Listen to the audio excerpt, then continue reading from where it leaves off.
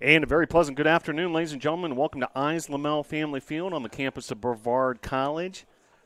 The season opener for Brevard College Tornadoes football. A lot of excitement in the air here at Eyes Lamel Family Field as the Tornadoes host Warner University from the Sun Conference in the state of Florida. Have made the trip up here to the mountains of western North Carolina, and a lot of anticipation regarding this year's 2023 Brevard College Tornadoes football team under the direction of head coach Bill Kyatt in his 7th year at the helm of this Tornado football program.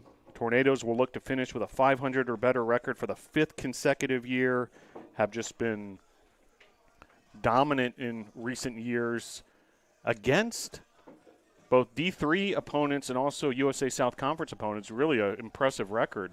Where the Tornadoes have struggled a bit is in games like this against non-NCAA Division III foes, whether they be D2 or from other affiliated associations such as this one, NAI Warner. However, the Tornadoes have been preparing all August long and are looking forward to kicking off September with a big victory here against Warner. Warner comes from the Sun Conference, which, as we mentioned, is in Florida, an NAIA school. A lot of fundamental differences between the NAIA and the NCAA Division III. Namely, NAIA allows for athletic scholarships. So there will be some talented athletes on the field for Warner. However, the game plan is in place. The Tornadoes are ready to go. A deep, deep roster for the Tornadoes. 2 teams deep. In fact, we'll see the JV team tomorrow. Upwards of 170, 180 total student athletes part of the football program this season. And should be a lot of fun as we get ready to go. It'll also be the debut of quarterback Ethan Beamish for the Tornadoes. So looking forward to his arrival. He's a transfer from Limestone. And Beamish will get his first career start as a Tornado. And looking forward to him. Big-time running backs, a running back by committee approach. Chancellor Lee Parker, DJ Taylor, Devontae Murray. You're going to see a lot of all 3 of those backs throughout the game offensively. And then keep an eye out for wide receivers such as Zachary Orr, Cooper Hogan, Adam Douglas, Kyle Lovett, Reggie Taylor. He's got some real speed, a member of that track team as well, so look for him perhaps for a deep route here and there, although he has been recovering from an injury as of late. A big story is the Tornadoes' offensive line this season. Some big losses from last year's team, including Brandon Unanks, Zion Bargelo, Justin Parker, amongst others. And the Tornadoes have been working hard in this offseason to reconstruct that offensive line. In terms of the starters, there's a lot of guys who've been around, but in terms of starter reps, pretty much center Todd Norman is the one who's really had a lot of starts under his belt. He'll continue to get the start there. The other offensive linemen, LaRoderick Rucker, Brody Lindsay, Hayden Schnell, and Henry Tart. The other position where you'll see some newcomers as well is tight end. Several graduates there. Andrew Bishop is the starting tight end now, but you also see Joseph Coulier and Joe Powell. Defensively, the Tornadoes return some key parts, especially in that secondary. Jock Pledger, need we say more? What a decorated career he's had. He's back for another year. Cam Moore, Dylan James, and Montrell Stinson. Also guys like Jameel George, Brady Penn, Kentrell Holloway. Toby Naylor's back for a graduate season in the inside linebacker role. He'll be doing a lot of the play calling on the defense side as far as getting the team organized once he gets the play call from the sidelines and the coaches. And then that defensive line, some big pieces there. Wyatt Langford's back for another year, Obadiah Grimes, Ernest Smith II, and Trey Williams as well. Also keep an eye out for a couple of outside linebackers who might make a big impact early on here. Nick Clark, number 38, and also number 17, Ben Ellis.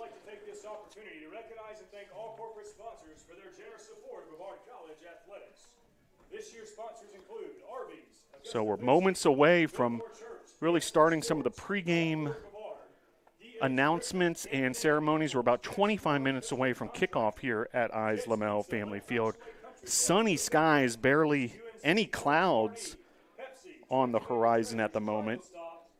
Current temperature is 74 degrees. It will be becoming hotter than that throughout the afternoon. Forecasted high temperature of 80. Warner, coming from Central Florida, used to even hotter and more humid temperatures than this. But really a beautiful day for the fans here at Eyes Lamel Family Field. Dare we say a Chamber of Commerce day here at Brevard College. So stick with us. 24 minutes until we get things started here in earnest. We'll bring you all the action. Tornadoes and Royals, the season opener for Brevard College football.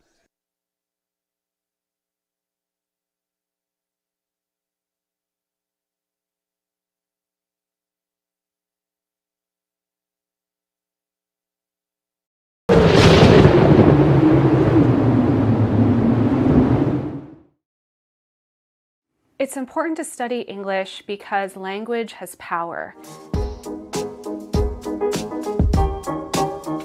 And being able to understand the history of language and how it's been used over time and in our current era helps us be able to take control of that power and use it now and in the future. I've learned to express myself with the written word more clearly. I've been given the tools with different structural techniques and all the good stuff that have made me a stronger writer, a stronger communicator. You're going to learn not just the content of your major, whether it's English or history or whatever. You're going to learn how to learn. You're going to learn how to apply that learning and adapt as conditions change. Writing is inherently experiential because students have to take so many important skills like critical thinking, communication, analysis, and translate those thoughts into a piece of oral or written communication, and then learn by doing how to be more effective communicators. The English program at Brevard College prepares you for success in whatever field you choose to major in, whether it's theater, whether it's in the sciences or math, whether it's in business. The ability to communicate is important in no matter where you go, and one of the skills we teach is how to communicate clearly with your audience, whoever that may be. The community here at Brevard, whether it be faculty, students, staff, are all people who learn and grow together. We learn from each other. There's no place where I don't feel welcome on campus, and that's the best part of that liberal arts education, is you're stepping into different learning styles and different content than you do at any old college where you don't get to grow the brain. It's a culture that encourages self-expression. You're allowed to be you here.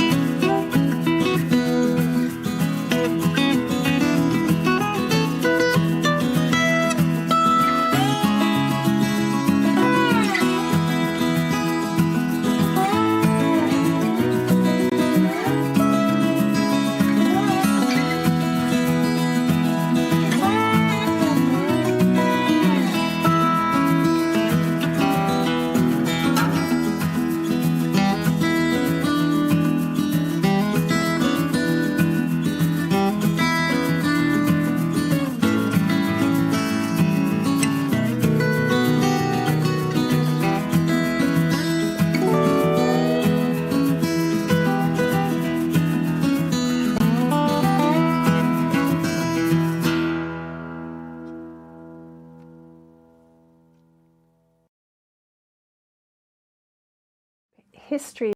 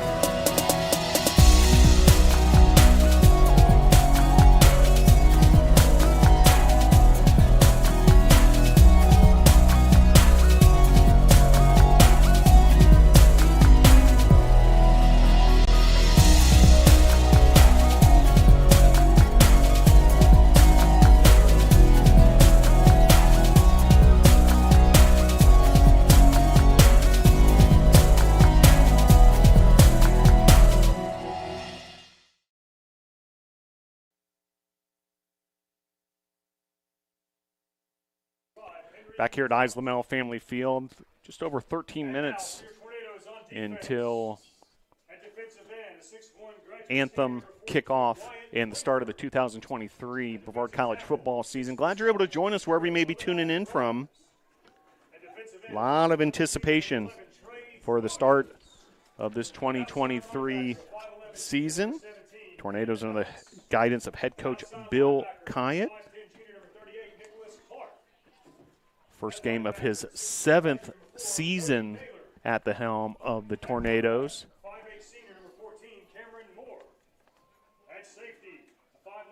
And he's got a very impressive coaching staff that we'll tell you about throughout the game as well, backing him up. A lot of experience.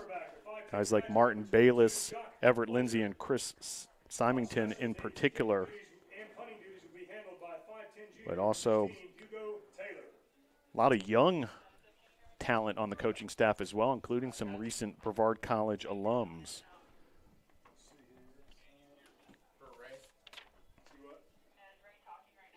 Closer and closer to the start of this one as fans continue to make their way into the grandstands here at Brevard College. The drum line ready to go. We'll be joined by our national anthem singer, Grace Vaught, as well.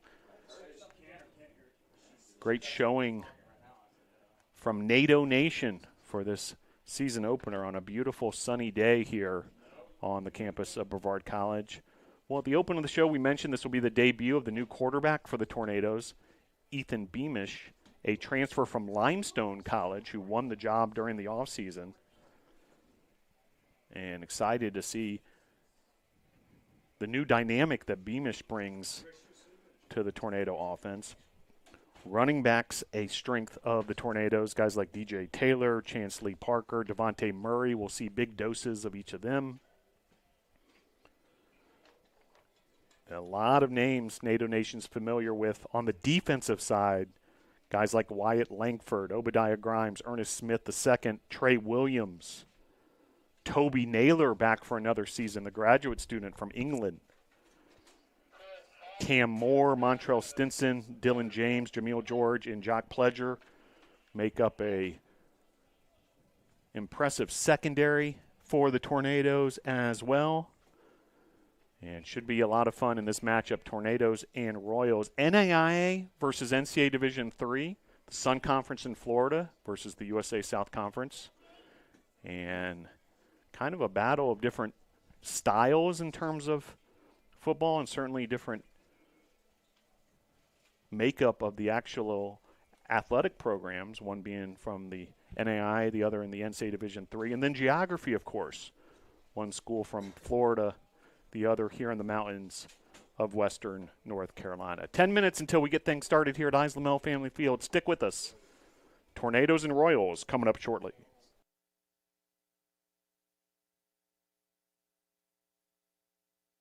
Every cheer, for every play, we know there's a little prayer that no one gets hurt. That's why we are there too. Party athletic trainers, physicians, and specialists. We're watching closely for any sign that someone needs care. And if your child is hurt, they are seen right away by the region's top specialists. The Party Sports Medicine team is at every game, match, race, practice, and workout, providing medical attention and guidance. For us, winning is all about playing healthy and smart so you can perform at your best.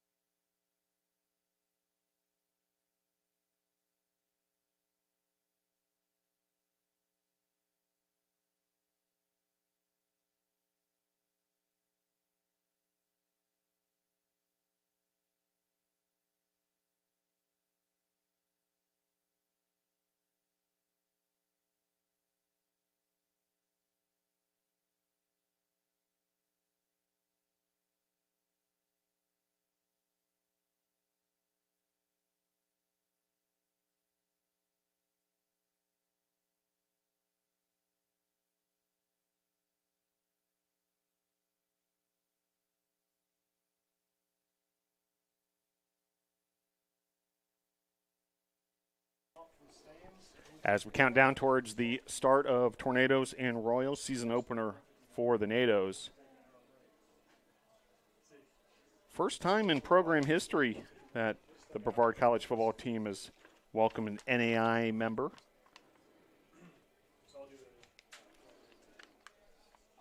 And season opener for the Tornadoes, Brevard versus Warner, in the first ever meeting between these two institutions in any sport.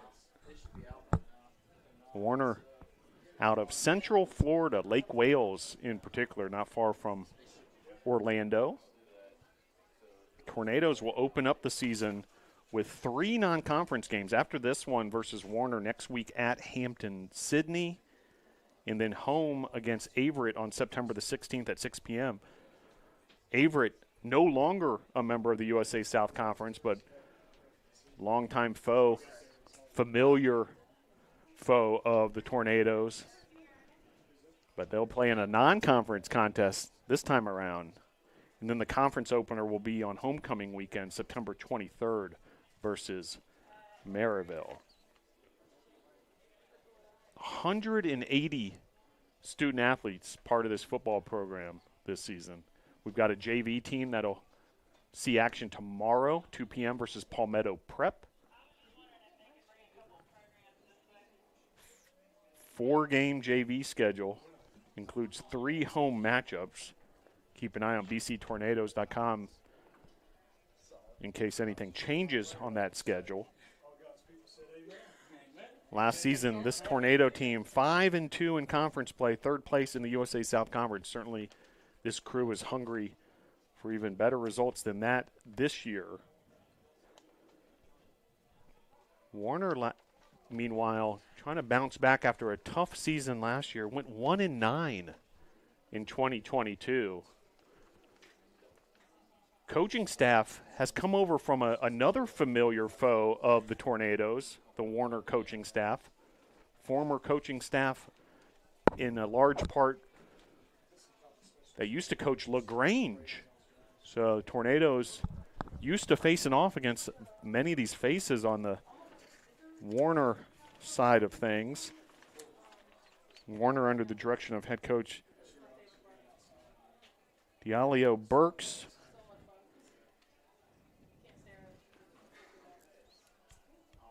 As we continue to near the introduction of the Tornadoes and the start of the 2023 season.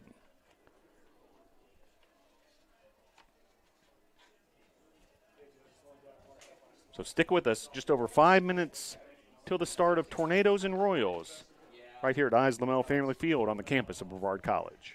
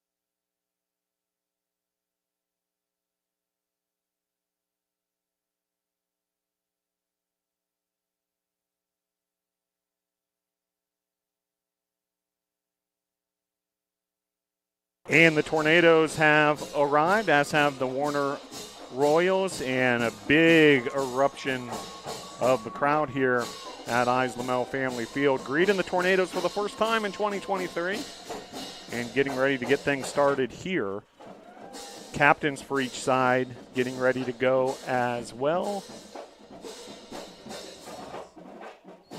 Spencer Husenveld, along with Deshaun Allen, also Jacob Lazinski for Warner. Meanwhile, the Tornadoes captains, DJ Taylor, Toby Naylor, Todd Norman, and Luke Dodson.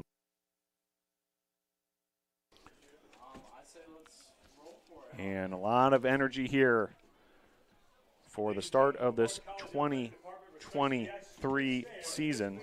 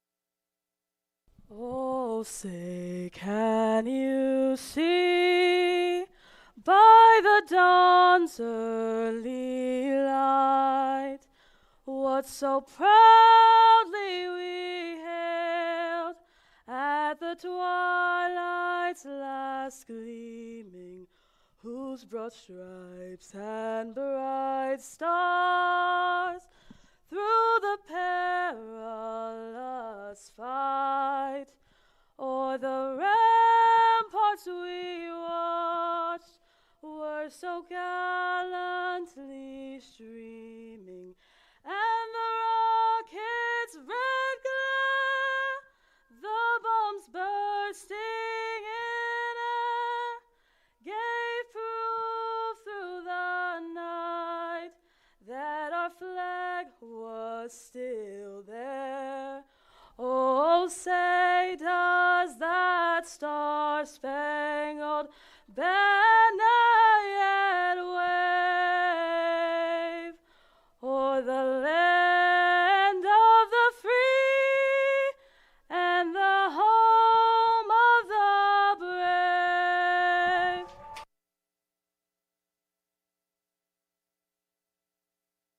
Outstanding rendition of the Star-Spangled Banner by Brevard College student athlete, member of the women's lacrosse team, and also member of the drum line. So getting a lot done here in her experience at Brevard College, and a great rendition of the national anthem there by Grace Vaught. Well, just moments away from the coin toss. As we mentioned, DJ Taylor, Todd Norman, Luke Dodson, and Toby Naylor are the captains for the Tornadoes. Tornadoes wearing the blue jerseys, the silver pants with blue lining. One of the better looking helmets in the nation. Silver helmets. And here's the coin toss. Referee John Hoover.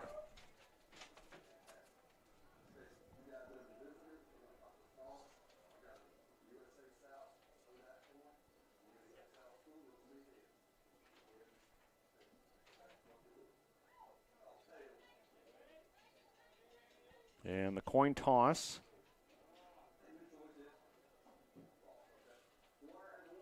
is won by Warner, and Warner opts to receive. So Warner will receive the opening kickoff of this 2023 season, as the Tornadoes in the first quarter will go from left to right on your device.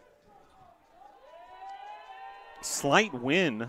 It'll actually be at the back of the Tornadoes at the moment, gusting a little harder at times, so worth keeping an eye on. Sunny skies, very pleasant temperatures here at Brevard. 75 degrees currently. Overnight low was 57, one of the more brisk nights we've had after a long, warm summer here in the mountains of western North Carolina. Temperatures will increase throughout the day. Anticipated high temperature, according to the weather men and women, 80 degrees. So getting ready to kick off the 2023 season. Warner, after winning the toss and electing to receive,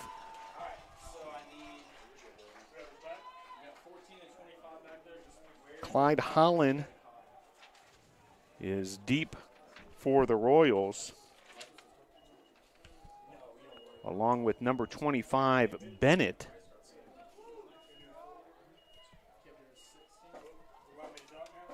And kicking off for the Tornadoes will be Hugo Taylor. At 1:03 p.m. Eastern Time, we'll get the 2023 season started. And Taylor puts toe to leather, and this is fielded at the 10 by Holland. And then a great tackle in open space there by the Tornadoes. What a start. As Dylan James able to get in there on that special teams tackle. Great kickoff return coverage, and you can see James just pumped up on the sidelines as Tornadoes bringing the energy here, as is expected, start of the 2023 season.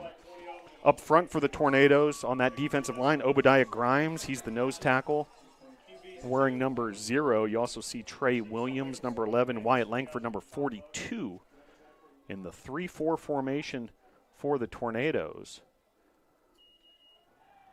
Quarterback drops back. That's Xavier Holiday for Warner, and a big stop there on the short pass to Valcourt.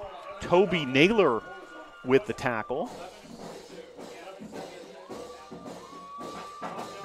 And that'll be for no gain. So 2nd and 10 from the 24 of Warner.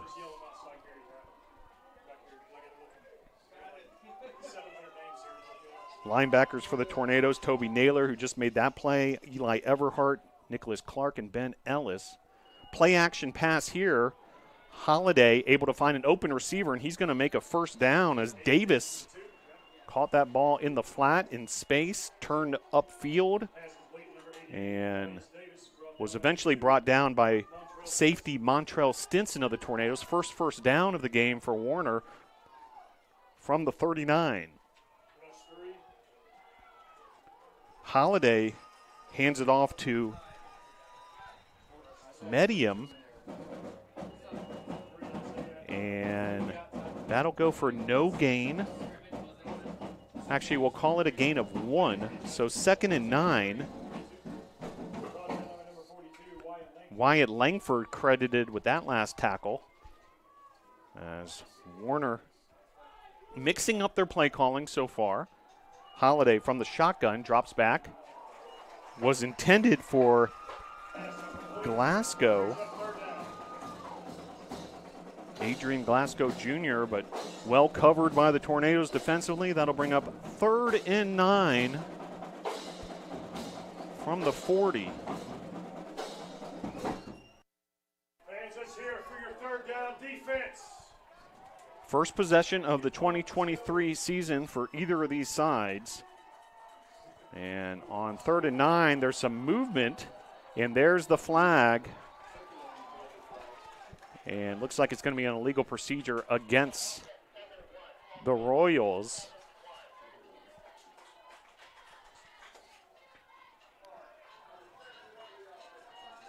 And that'll back up Warner 5 yards. So 3rd and 9 becomes 3rd and 14 from the 35-yard line.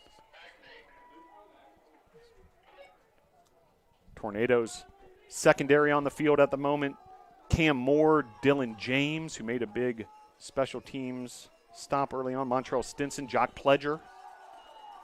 Holiday drops back, able to find an open receiver, and that's good for a first down across midfield all the way into Tornadoes territory to the 41-yard line, as James eventually brought down Amarius Davis.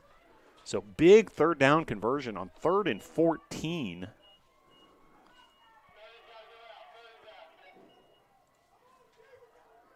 Holiday now 3 of 4 after that 18-yard completion to Davis. Davis has 2 catches already. And new set of downs for Warner after the third down conversion. Holiday back to pass again, able to find a receiver in space. And Valcourt with the catch there.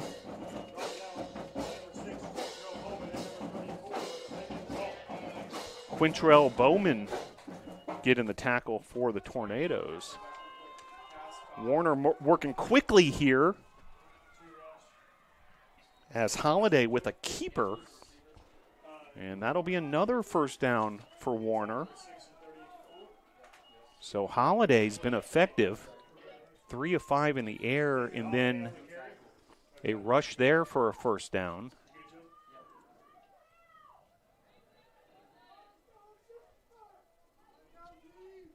So that'll bring up 1st and 10 from the 24.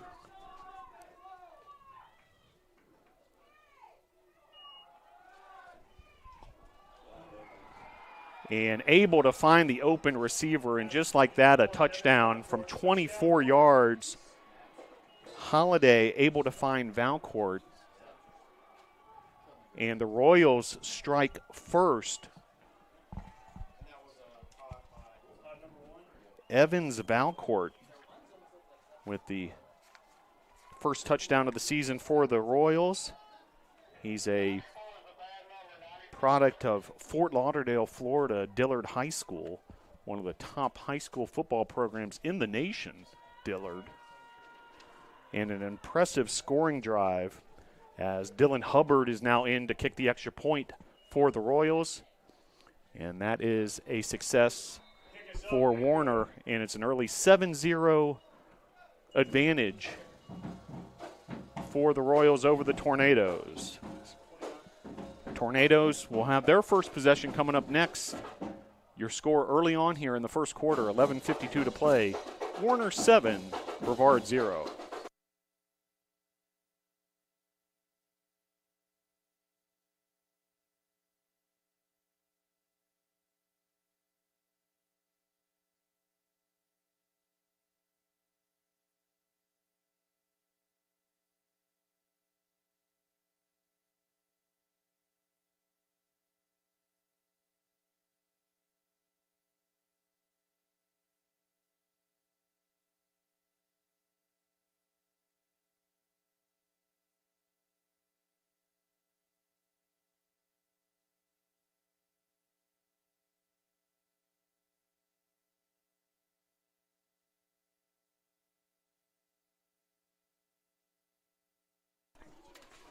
So for the Warner Royals, it was an 8-play, 76-yard drive, capped off by a 24-yard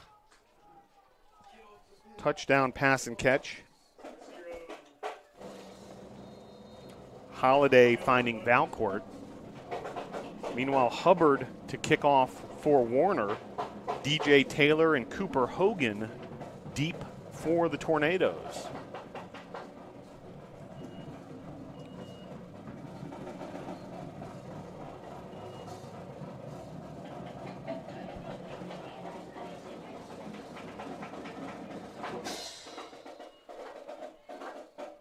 And this will be Hogan, and fumbling the kickoff return was Hogan, and a lot of bodies on top of that scrum and that football. And the Tornadoes able to dodge a bullet there as Hogan recovers his fumble himself. So a bit of a scare there on the First kickoff return of the season for the Tornadoes. 11:42 to play, and here comes the Tornadoes offense, and it'll be our first look at starting quarterback Ethan Beamish, the transfer from Limestone College.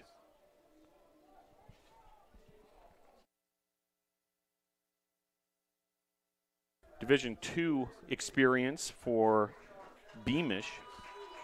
And there was a penalty on the end of that kickoff. It was a personal foul, a face mask penalty on Warner. So what looked like could have been a disaster for the Tornadoes with that muffed kickoff return turns into a gift given by the Warner Royals, a face mask penalty resulting in 15 additional yards, and it'll be 1st and 10 for the Tornadoes. Tornadoes start with a 4-wide offense, and quickly Beamish able to find Zachary Orr in the flat. That's a gain of 8. So 2nd and 2. So nice opening play. First pass attempt by Beamish, a success. First look at Ethan Beamish in a Tornado uniform. He has been on the coach's radar for some time, originally recruited as a high school student, Beamish, then decided to transfer here to Brevard College from Limestone. And a first down there, DJ Taylor getting the carry. So Taylor needed 2, got 3. 1st and 10 for the Tornadoes.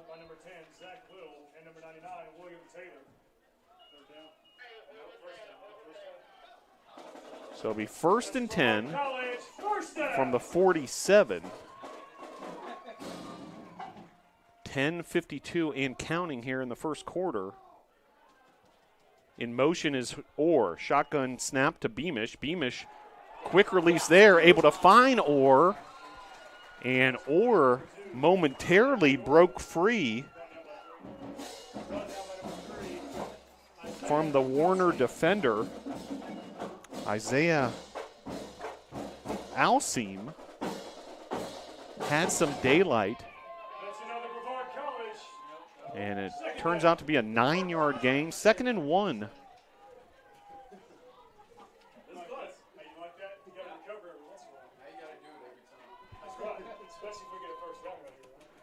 Chancellor Lee Parker in the tailback position. Pitch to Parker. And Warner is all over this one. Gang tackling Chancellor Lee Parker. That is going to go for a loss of 5 yards. It'll be 3rd and 6. 3rd and 6 from the 43.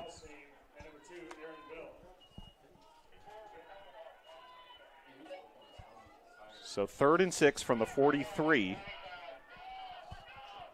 And the first 3rd down attempt coming here for the Tornadoes after Warner just all over that play call to Chancellor Lee Parker. DJ Taylor's checked back in.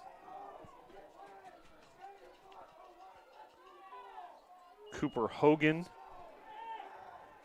showing himself as well. And Beamish was able to scramble away. Was looking for Kyle Lovett, number 6, unable to complete that pass, and that's going to be a 3rd down stop by the Warner Royal defense and a punting situation for the Tornadoes. First punt of the 2023 season. It'll be Nicholas Akis. Akis out of Rock Hill, South Carolina, Northwestern High School. Akis puts the toe to leather, and beautifully done, like a short iron in golf. Just a beautiful boot there from Akis. As it's down, we'll see officially where it is marked. Looks like the 4-yard line. So pinning Warner back, Nicholas Akis, a 39-yard punt. That is well placed, bouncing out of bounds at the 4.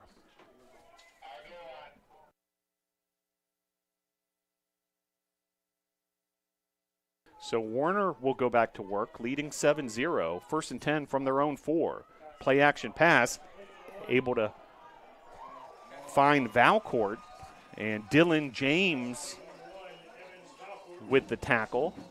But that gives Warner a little more breathing room for being pinned back all the way back at the 4. Very positive play there, all considering the field position. So now 2nd and 3 from their 12. Holiday. Hands off. So running play to the right side. Tornadoes there defensively. Rush by number 14, Clyde Holland III. He's the junior from Jacksonville, Florida. Now to bring up another 3rd down, 3rd and 2. So Tornadoes crowd getting into it, trying to cheer on their defense here. 3rd and 2 from the 13. Valcourt in motion. Holland is the back next to Holiday. Holiday, play action pass, and incomplete. You could tell he was a bit rushed there. Saw some pressure from Ben Ellis getting into that backfield. That's a name you'll hear a bunch this season. The coaching staff very high on junior linebacker Ben Ellis out of Mooresville, North Carolina. He transferred from Barton College. Meanwhile, punt coming here. And a flag flies as Hubbard with the punt, and it's a poor one. Traveled just about 10 or 15 yards. That's it. But there's a flag on the play. We'll see what that's all about.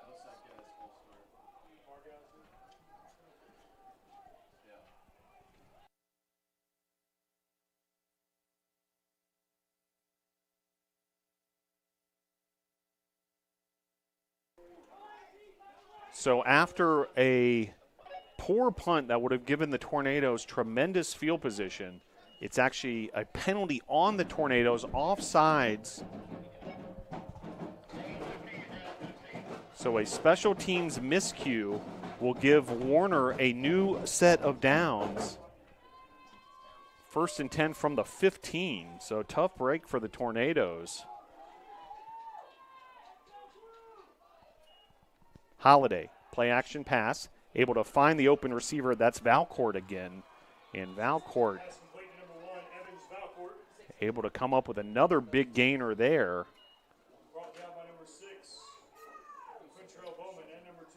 26 yards.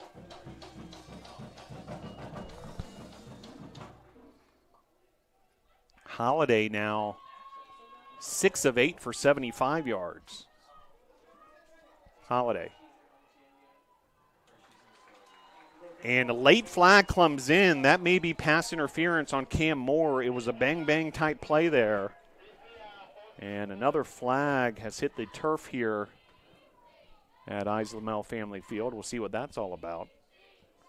But most likely pass interference on Moore. Looked like he was there just a bit early. And that's indeed the case. And that'll be another 1st down for Warner. So after Warner started this drive all the way back at the 4-yard line, they're able to work their way all the way up to midfield now. 1st and 10 from the 50 after the pass interference call. Valcourt, I have to continue to keep an eye on him. He wears number 1. He already has 5 catches for 63 yards.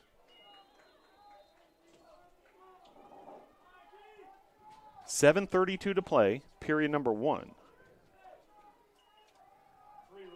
Rush here to Kyle Meadham, and he's able to get through a gap along that front. And he's taken down by Jordan Ramey. Jordan Ramey out of Yadkinville, North Carolina, sophomore D lineman. Rushed by Meadham again, so Warner working quickly here.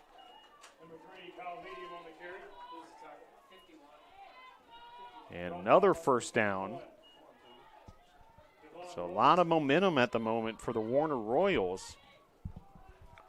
Play action there and a keeper for Holiday, and that'll be another first down. Holiday now doing it with his legs. A gain of a dozen.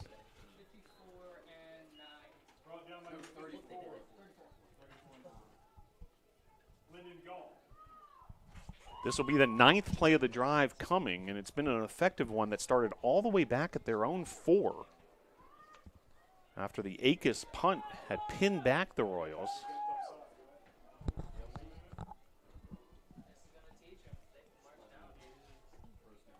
Holiday. Able to thread the needle, find a big target. That's going to eventually be a touchdown. DeQuez Fryer, the big tight end for the Royals.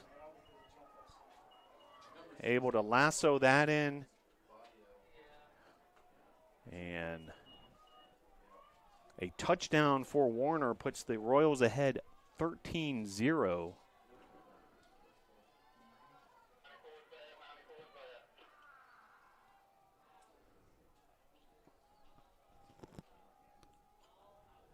Kick is up off the upright, but good. So 14-0.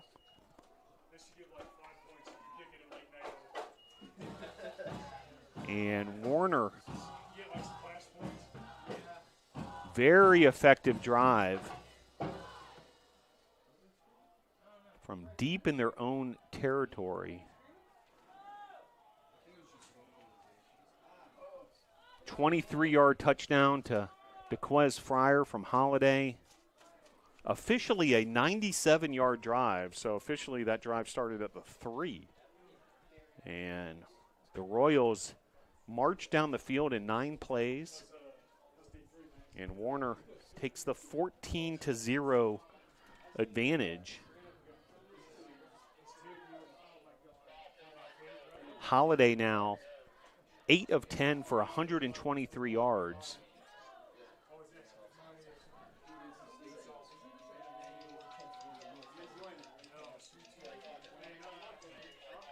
So Tornadoes are going to have to dig themselves out of a hole here, down 14-0 early on. 6:16 to play here, quarter number 1.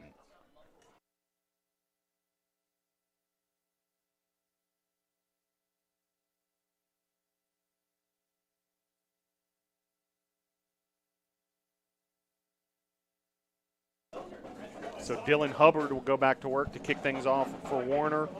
Cooper Hogan and DJ Taylor are the kickoff returners deep for the Tornadoes. Fielded by Hogan at the 17. Hogan able to break a tackle, work his way up to the 35-yard line. And second possession of the game coming up here for the Tornadoes. Tornadoes were able to move the ball a bit in that first possession. Then a big third down stop by Warner forced the Akis punt. So second drive of the game coming for Ethan Beamish and company. Beamish in the flat there to Zachary Orr able to break one tackle, then taken down by several Royal defenders. Be a short gain there.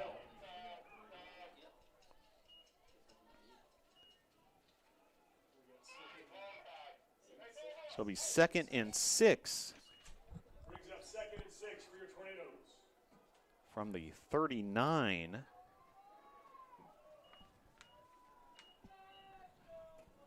Chancellor Lee Parker to the left of Beamish in the shotgun position. Handoff to Lee Parker. Up the middle. Behind the interior of that offensive line. Ball's on the ground. A fumble.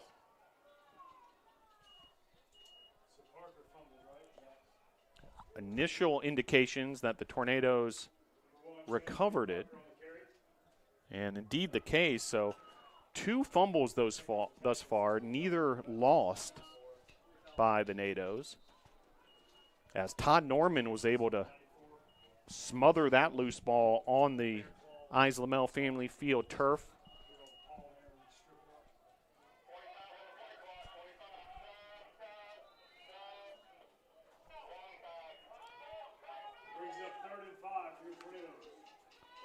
Todd Norman, the senior center out of Mooresville, North Carolina. Appropriately enough, out of Lake Norman High School, Todd Norman. Under 5 minutes to play here. Jack Spots has entered the game at the wide receiver position. And a bullet there, Beamish able to connect with Orr. You're getting the feeling Orr, sort of the go-to wide receiver for this edition of the Tornadoes offense. And nicely done there. Just a laser of a throw by Beamish. You can see that arm strength of his. That's a Brevard College first down. And a big first down catch there by Orr. DJ Taylor in the background to the right of Beamish. Handoff to Taylor. Right up the middle. He's able to get 3. It'll be 2nd and 7 from the 50.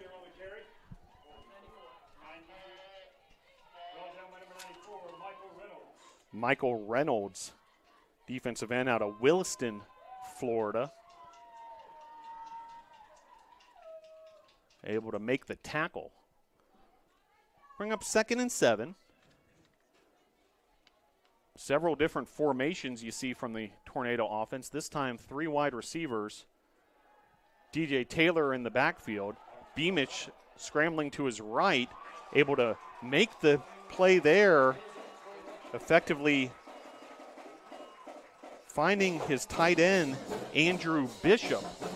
So nice play design there, able to find the big tight end, Bishop. Another first down reception for the Tornadoes. Bishop, the senior out of Hickory, North Carolina, Fred T. Ford High School. 3:25 and counting, the first quarter. And Bishop able to reel that one in. Chancellor Lee Parker to the left of Beamish. And Parker looked like he had a bit of daylight there. We know from watching Chancellor Lee Parker that he has the ability to break the big run all the way to pay dirt. And looked like Warner was able to ankle tackle him there.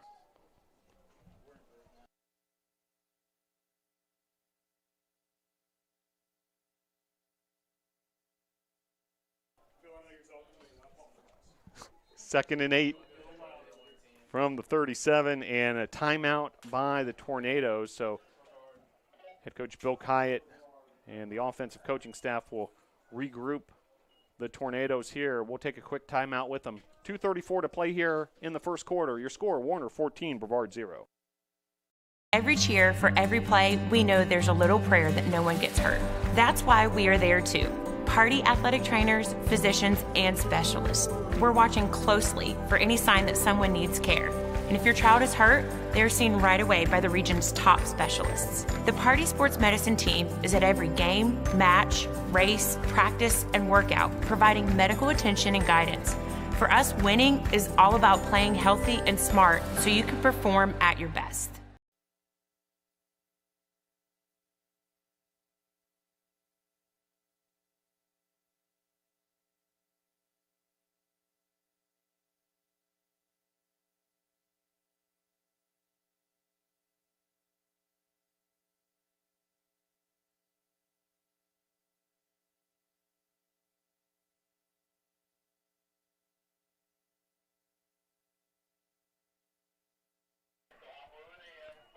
Out of the timeout, play action from Beamish.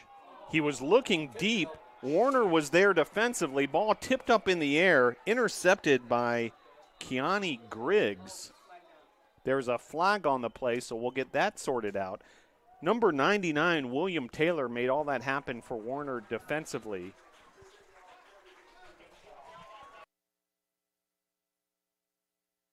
Roughing the passer, however, was the call.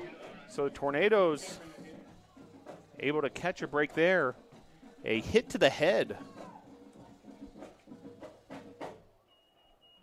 So Warner, what was going to be a big turn of events, a potential turnover by the Tornadoes, a takeaway for the Royals, will end up in an automatic first down. A 15-yard penalty. And the Tornadoes all the way to the 22-yard line.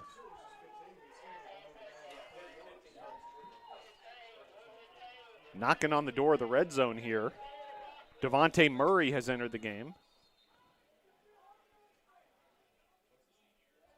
And we've got a timeout on the field. Warner's coaching staff out on the field. Some sort of issue they're trying to get sorted out by the referees. Meanwhile, play clock is running.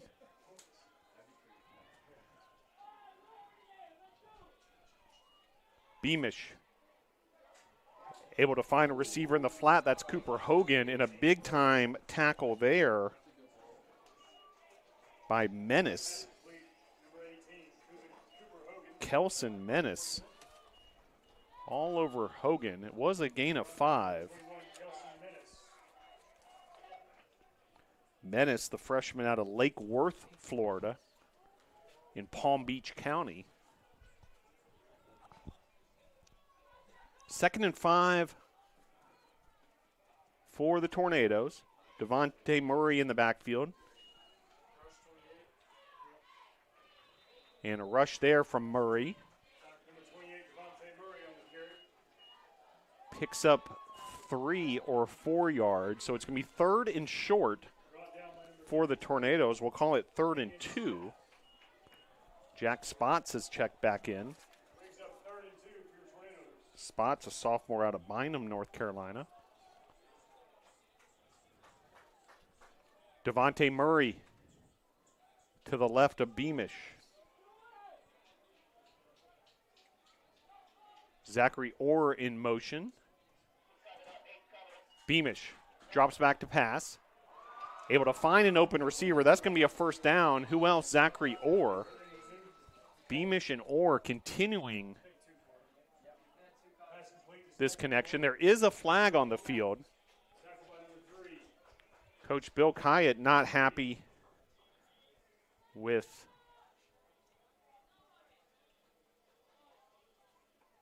the potential call here by the officials. Referee John Hoover, umpire Brent Vines, headline judge is Daryl Morgan. Line judge is Nate Webb. Chris Burnett is the side judge. Field judge is Bob Stone. Back judge Chuck Duvall.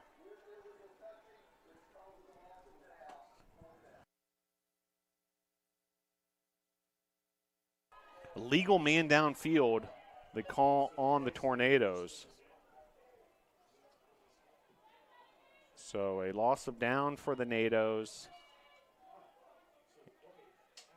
And that'll bring up a 4th down situation as we continue to get this sorted out. Coach Bill Kyatt in conversation with the officiating crew, including the referee John Hoover, and now the field goal unit heading out onto the field. Long snapper Jamie Timsley.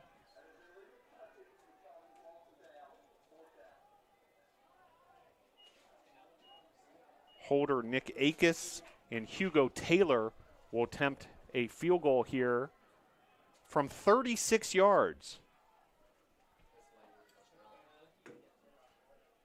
From the left hash mark. Wind going from right to left at the moment. Taylor from 36. And it is true. So the field goal is good. The first points of the 2023 season for the Brevard College Tornadoes on a 36-yard field goal by Hugo Taylor. Your score with 52 seconds remaining in the first quarter. Warner 14, Brevard 3.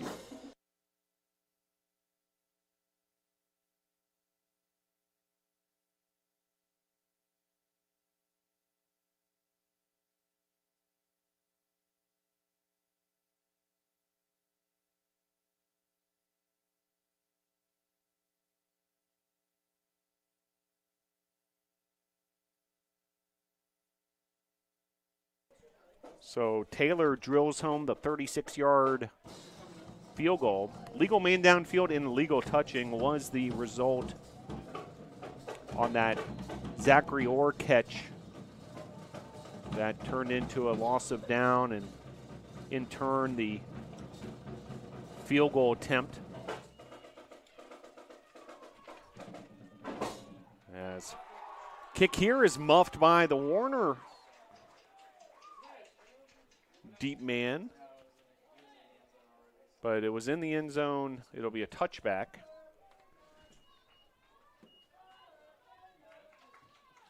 So Tornadoes scoring off the 36-yard field goal by Taylor, trailing now 14-3.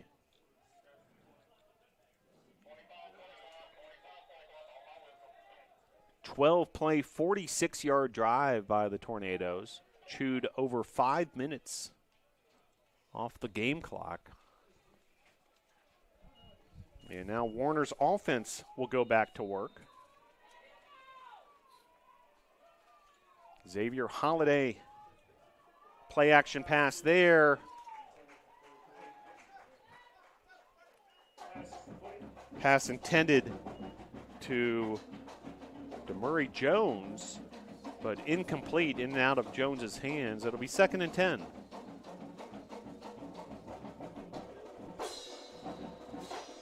Trey Williams up front for the Tornadoes. Obadiah Grimes squaring off against the Warner center at that nose guard position. 2nd and 10. Here comes the pass rush of the Tornadoes. And able to make a catch, really nicely done there, was Cummings. Cummings went up high for that and some real solid work with his hands. Cam Moore was the defender. Cummings, the freshman out of Kissimmee, Florida. 1st and 10 from the 25. And flags fly, pre-snap penalty.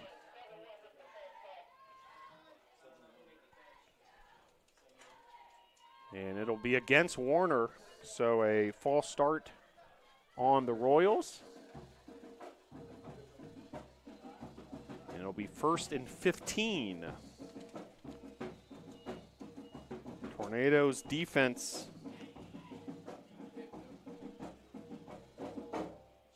under the guidance of senior defensive coordinator Martin Bayless. He's also the team's general manager.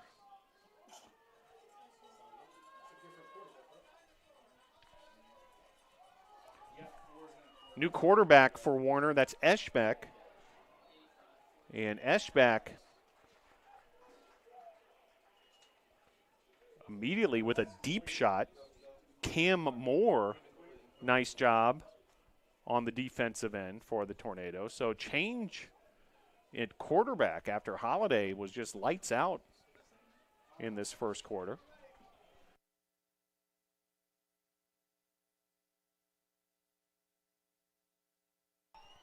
So change of pace here for Warner with the quarterback change.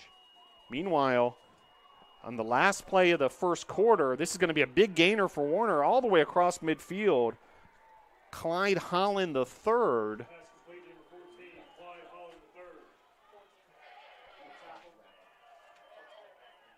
Well over 30 yards, that pass and catch. And that'll be the end of the first quarter as the Royals now move into the Brevard half of the field. Your score at the end of one, Royals 14, Tornadoes 3.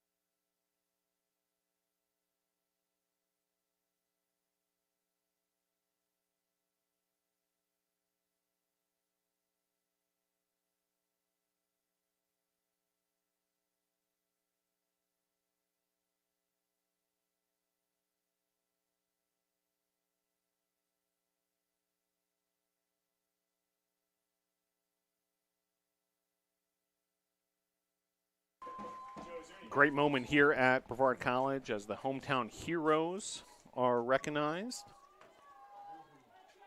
Service men and women, along with first responders. And we'll head to the start of the second quarter here, rather, at the completion of one quarter. 14-3, Royals on top. From the 36, Eschbach rolls to his left. He's going to keep it himself. That'll be good for a first down. And then knocked out of bounds after a substantial gain. 17 yards for Eschbach. And another first down.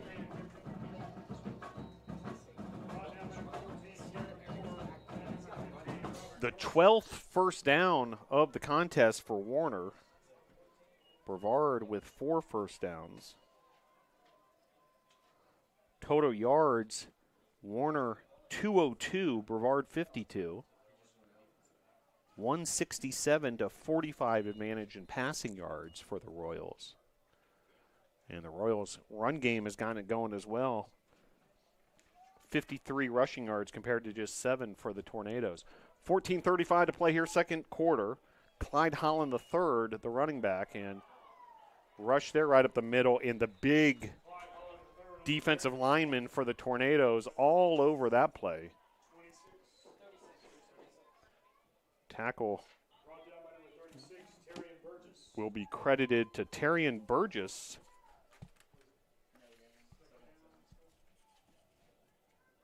Sophomore linebacker out of Sumter, South Carolina. 2nd and 10.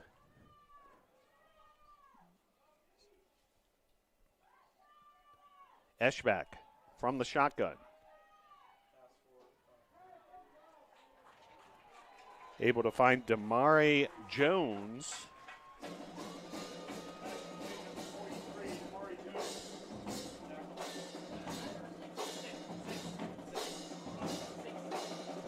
Tackle there by Quintrell Bowman of the NATOs. That'll bring up a third down opportunity here. Let's hear it for your Tornado defense. Warner thus far 1 of 2 in third down efficiency. Eschbach flushed out of the pocket. All sorts of pressure from the Tornadoes. Pass rush, and that'll be out of bounds. Great job downfield. The defensive backs, Dylan James, also Jock Pledger, making things difficult. Toby Naylor had him flushed out of the pocket along with several pass rushers for the Tornadoes. That's a big third down stop for Brevard's defense. And that'll bring on the field goal unit. Field goal unit for Warner. This will be from 32 yards out. It's Dylan Hubbard. Ronnie Joe Gilchrist is the holder. Hubbard's kick is up and good. So big third down stop by the Tornadoes. Defense forces the field goal attempt. Hubbard able to convert that. And the Royals take a 17-3 lead, 13:04 to play, second quarter. Warner 17, Brevard 3 at Ives Lamel Family Field.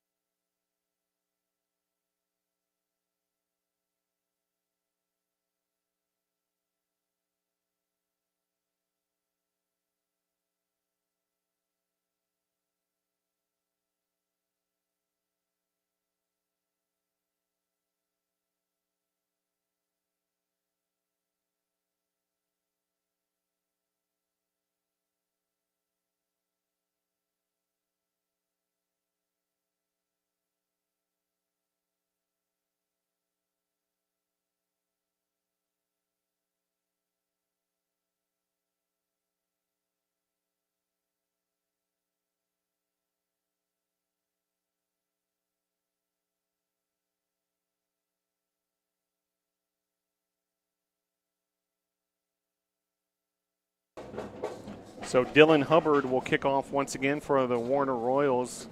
Warner with a 17-3 lead, and back deep for the NATOs, Cooper Hogan and DJ Taylor. Ball takes a bounce. Hogan able to pick it up there at the 14, and then he's sent out of bounds, loses his helmet. Some extracurricular on that far sideline.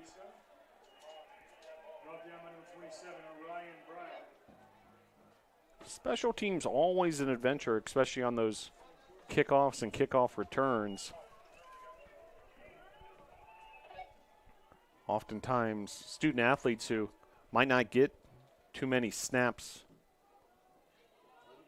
on offense or defense, big opportunities on special teams to make an impact and maybe move their way up the depth chart. A lot of energy on those kickoffs and kickoff returns. 1st and 10 from the 24. DJ Taylor in the backfield for the Tornadoes. Under center is Beamish, so this is a different look for the Tornadoes. Carry here for Taylor. Taylor with some open space, trying to round the corner. And able to gain the first down.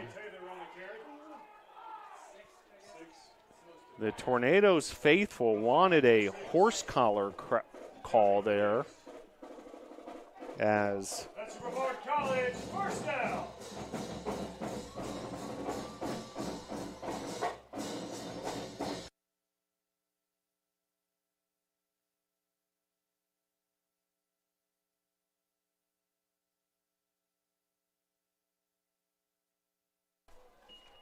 Beamish, play action fake, rolls to his right, able to make the completion there to his big tight end, Andrew Bishop. Gain of 3. So second catch of the game for Bishop.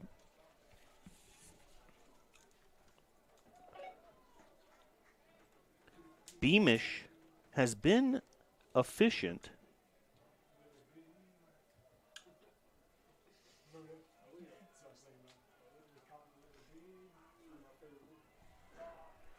Beamish now 8 of 9 passing the football. Rush here, Chancellor Lee Parker. Short gain. Just trying to get some momentum behind the right side of that offensive line. LaRoderick Rucker playing right guard, right tackle, Brody Lindsay. But that'll bring up another third down. Martin on the stop there.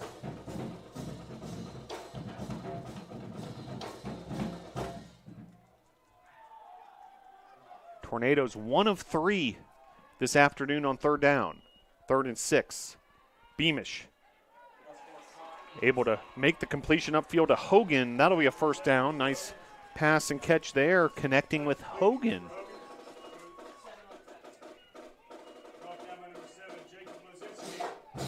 Hogan's second catch of the day.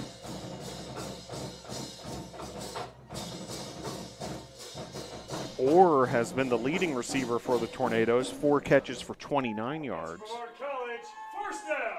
And another first down for the Tornadoes.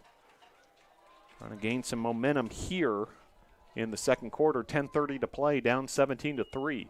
Rush here to the right side is Murray. Murray up ahead. Murray on the carry. Able to gain 4 yards. Brought down by Zach Little, cornerback for the Royals.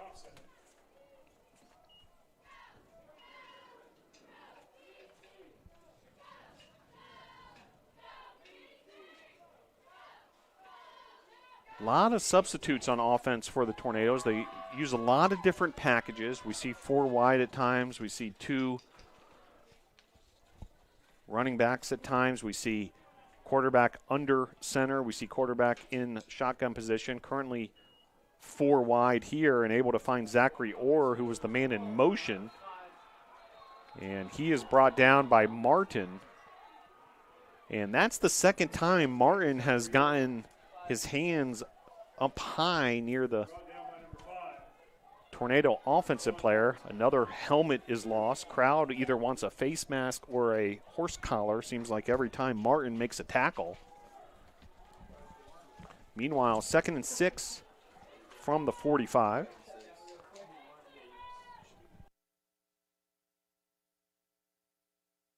Check that, 3rd and 6.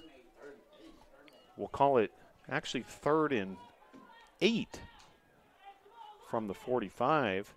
Meanwhile, Beamish able to find Jack Spots. Pass complete to Jack Spots. Spots with the catch there, short of the first down marker. This is in that part of the field where you could debate. Do you go for it on 4th down, 4th and short, down 17-3? Or do you bring in Nick Akes, the punter? Remember, he pinned Warner back all the way back at the 3-yard line in the first quarter. Now a timeout on the field.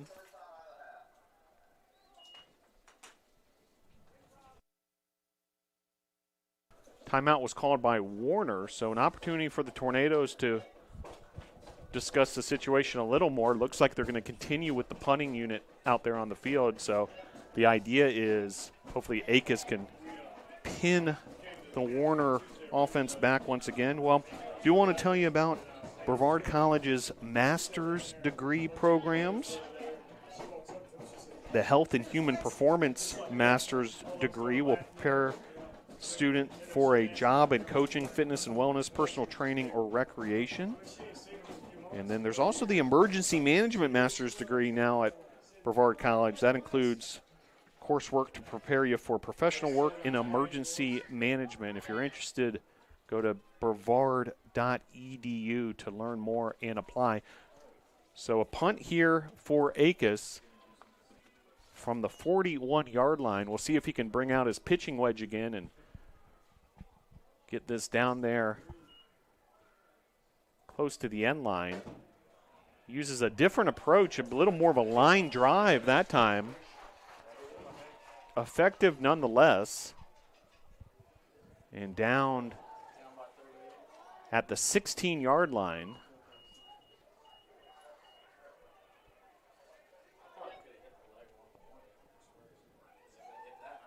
So Warner will take over. Another offense possession for the Royals. We've seen 2 quarterbacks for the Royals. We'll see who comes out for this possession. It'll be Eschbach once again.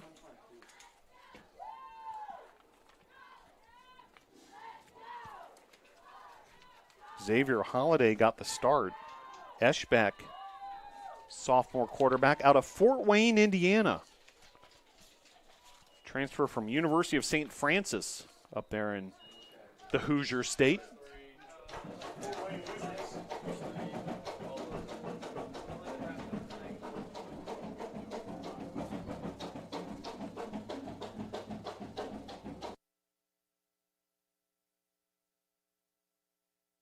Trey Williams, known as T-Will, with the big tackle there on first down. No gain. Eschbach back to pass. Able to make the catch there is Davis, a big target, and he's all the way across midfield, breaks the tackle, continues to work his way down the field, and he's going to go all the way to pay dirt.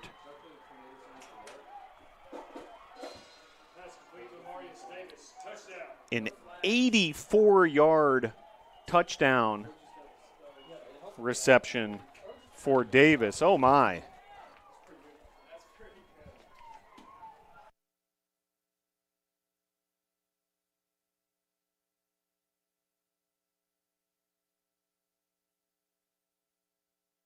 "84 yards. Big, big play there. And Hubbard once again with an extra point attempt. It is up and good. Check that, no good. So wide left there, and Hubbard misses the extra point. So see if that comes into play at any point. But meanwhile, Tornadoes have a lot of work to do here, down 23-3. After a huge play there, 84 yards, Eschbach to Amarius Davis. 8:03 to play, second quarter. Warner 23, Brevard 3.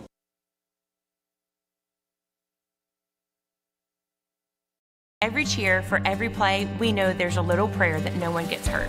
That's why we are there too. Party athletic trainers, physicians, and specialists. We're watching closely for any sign that someone needs care. And if your child is hurt, they're seen right away by the region's top specialists. The Party Sports Medicine team is at every game, match, race, practice, and workout, providing medical attention and guidance. For us, winning is all about playing healthy and smart so you can perform at your best. Back here at Eyes Lamel Family Field, a 23-3 advantage after the missed extra point for Warner. Dylan Hubbard kicking off once again. Cooper Hogan and DJ Taylor deep for the Tornadoes. And this is DJ Taylor from the 10, able to skip over a Warner defender, but then brought down by several Royals.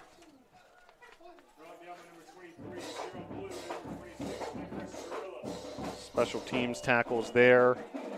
Nicholas Zarilla, also Gerald Blue for Warner. Now Tornadoes trailing by 20 points. This is, you feel like a critical drive here. Try to keep this deficit within some kind of striking distance. Chancellor Lee Parker running back in the backfield. Beamish able to make the pass to Zachary Orr. That was something we talked to Coach Bill Kyatt about before the game when we were talking about Zachary Orr. He has this innate ability to find the ball, able to make those catches, almost like eyes in the back of his head as that ball came up and over Orr, and he's able to make the catch almost effortlessly, but a skill that a lot of wide receivers just don't have. As Hogan's in motion, rush through the middle. Chancellor Lee Parker, he's able to break a couple tackles across midfield. A big-time rush there for Chancellor Lee Parker, ladies and gentlemen. And you can see how excited Lee Parker is. Eventually brought down by Anderson. Big-time rush there. Chancellor Lee Parker, the senior out of Auburn, Georgia, Mill Creek High School. You may recall Chancellor Lee Parker, big part of last season's success after he transferred to Brevard College from Mars Hill. And you can feel the Tornado faithful are just anxious for something to cheer for, and that was what Chancellor Lee Parker provided on that last play. But Tornadoes need to continue to keep this momentum going. Meanwhile, ball is tipped there was a battle for it in the air between Tornado offensive lineman and William Taylor, number 99 for Warner. William Taylor able to come up with the interception off the tip. And just as the Tornadoes were starting to move down the field, a big rush by Chancellor Lee Parker. Ball is tipped at the line of scrimmage. And the big defensive lineman for Warner, all 6'2", 270 pounds of him, William Taylor, out of Lake Placid, Florida, able to make the interception. So now it's up to the Tornado defense.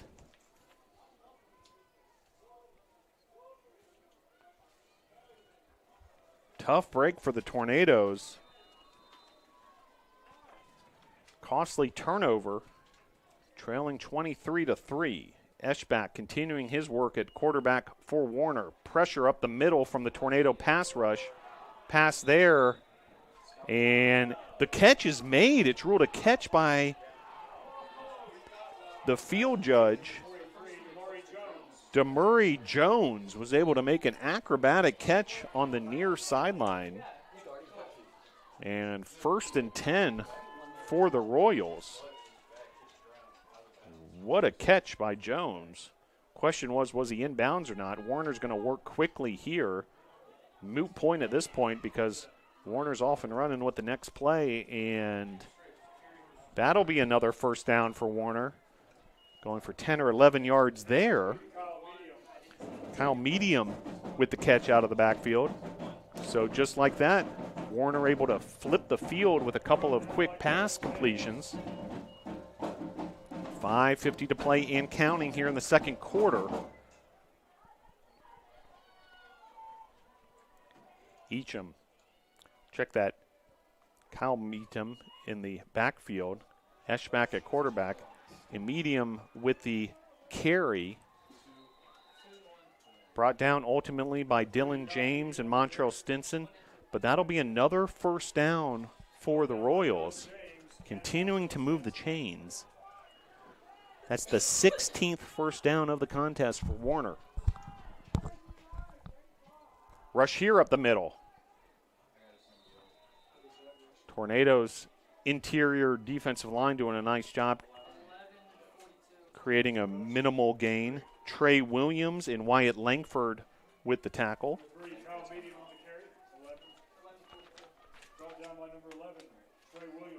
Trey Williams, the senior out of Loganville, Georgia. Wyatt Langford, another veteran.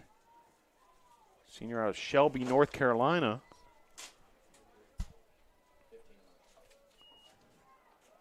Rush here up the middle. And once again, the defensive line, the front seven for the Tornadoes. Trey Williams in the middle of all that. Now with a third down situation, some different personnel checking in, including Devon Robinson.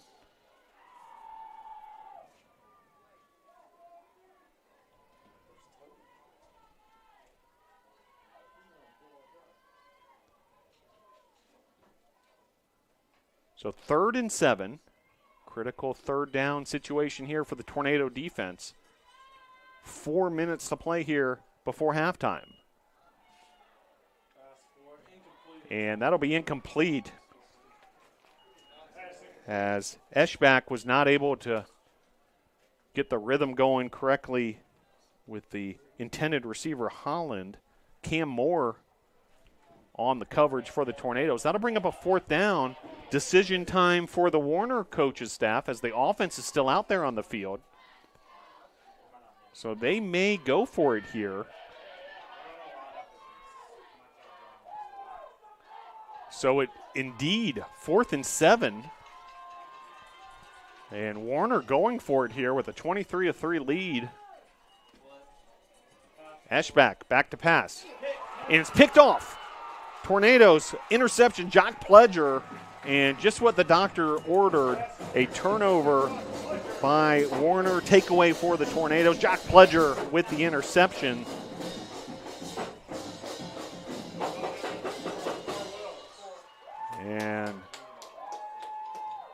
Much needed momentum for the Tornadoes after the turnover by the Tornadoes, able to take it back away on the Pledger interception. Jock Pledger, one of the more decorated Tornado football players to ever come through Brevard College. Now a graduate student, defensive back out of Monroe, Georgia. Has had all sorts of all-region, all-American, all-conference honors throughout his career. And getting it done with a big INT there. Devontae Murray with the carry right up the middle. Nothing going. No gain. So 2nd and 10. Martin and Smith combining for the tackle.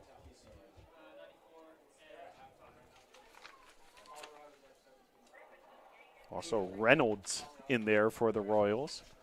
3:15 to play. 3 wide receivers to the left of Beamish. 1 wide receiver to the right. Beamish drops back. Able to elude a pass rusher, then plays it upfield. A beautiful pass, but out of bounds is the call as Beamish was able to find Adam Douglas. But Douglas may have ran out of real estate there.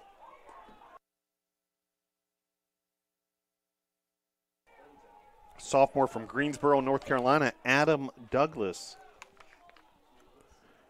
So just like that, it'll be 3rd and long, 3rd and 10.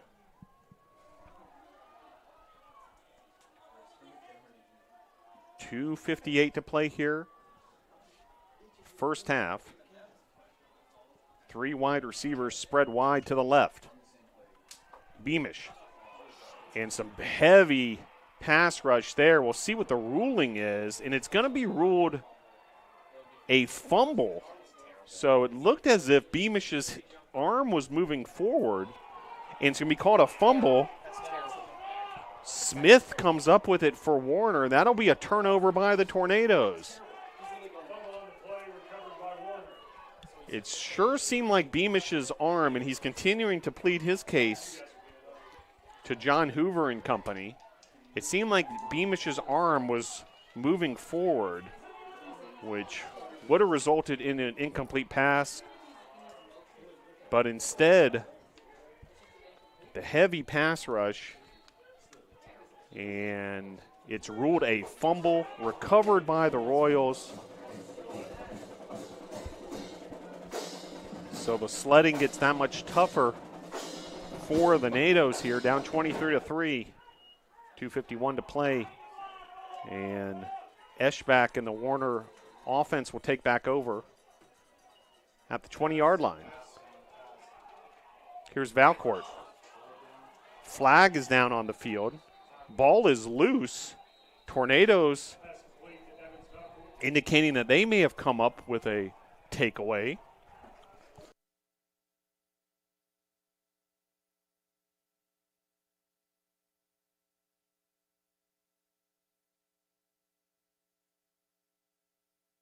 So there's a fumble on that play.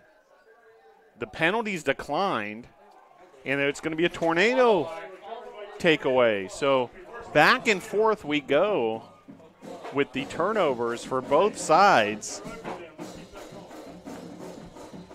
And just like that, the Tornado offense has signs of life. Back-to-back plays from scrimmage. Turnovers on each side.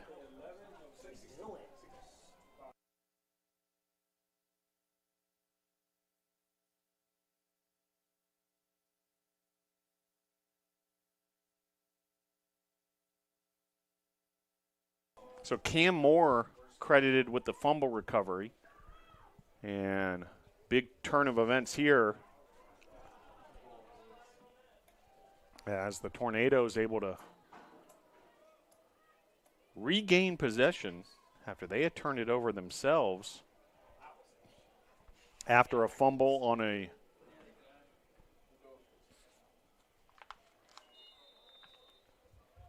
heavy pass rush situation.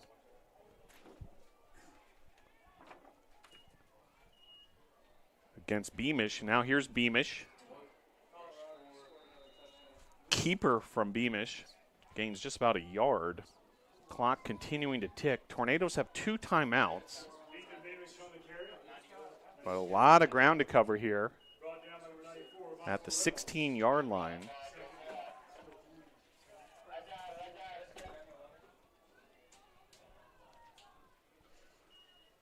Beamish able to find Jack Spots. Called Jack Spots' name a few times this afternoon. Another short gain. And timeout by the Tornadoes. 2:02 to play. Check that. Warner with the timeout. So Warner, what they're actually trying to do here is hopefully, from their perspective, stop the Tornadoes here on 3rd down. They could even call another timeout then if the clock's not stopped and regain possession after a potential Tornado punt and have an opportunity themselves. Meanwhile, this is a critical 3rd down. If the Tornadoes are trying to convert it, and if they're able to convert it, would have an opportunity to perhaps get some points before the end of the half here. But just as important, they don't want to give the ball back to Warner. Well, folks, do want to recognize UNC Health Pardee, the official healthcare provider for the Brevard College Tornado Athletics. Team medical services for Brevard College Athletics provided by UNC Health Pardee. Proud partners with Brevard College Tornado Athletics. So here comes a big 3rd and 7 as we near the end of the first half at Islamel Family Field. Ethan Beamish takes the shotgun snap. Heavy pressure once again on Beamish, and that's going to be an interception as Beamish threw that into multiple defenders for Warner. And Damian Rywold comes up with the interception. And the turnovers are just mind-boggling for both these teams, as Tornadoes with a turnover there on the interception.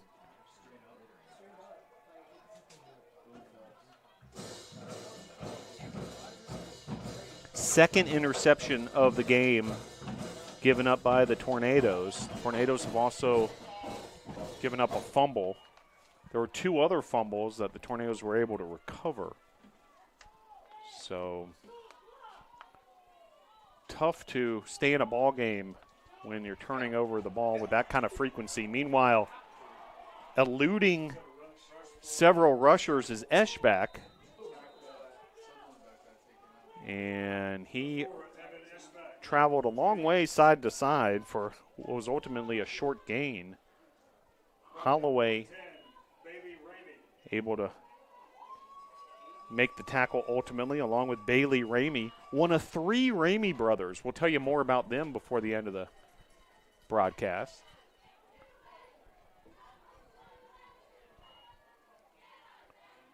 Play action pass and able to thread the needle. There's Valcourt. He was a real weapon in the first couple of drives for the Royals with Holiday at quarterback. Under a minute to play. 3rd and 1. And Tornadoes able to get in the backfield, take care of medium. And a tackle for loss there by the Tornadoes front. Obadiah Grimes, along with Trey Williams. And a timeout by Warner.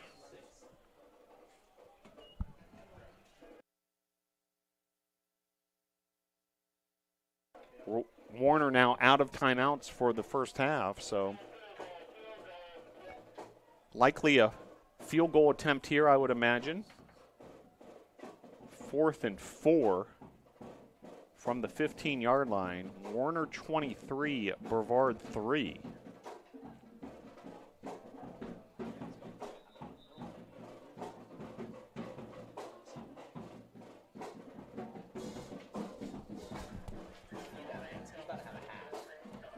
Dylan Hubbard, the field goal kicker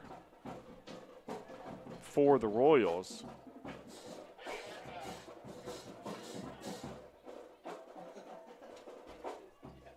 And the Royals will set up for a field goal here from 32 yards. Hubbard from the left hash mark.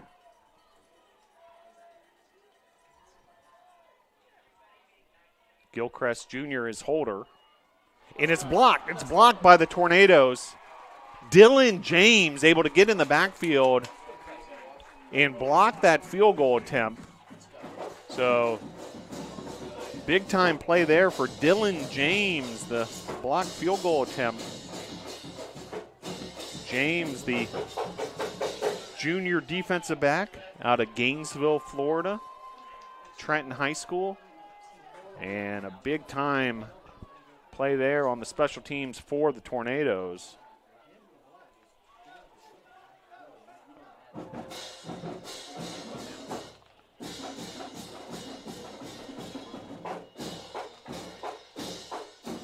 So 36 seconds left to play here in the second quarter.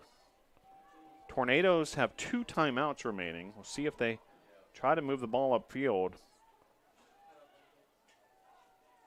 or perhaps just play it conservatively and try to head into the halftime locker room and regroup as that rush to DJ Taylor able to gain 6 yards.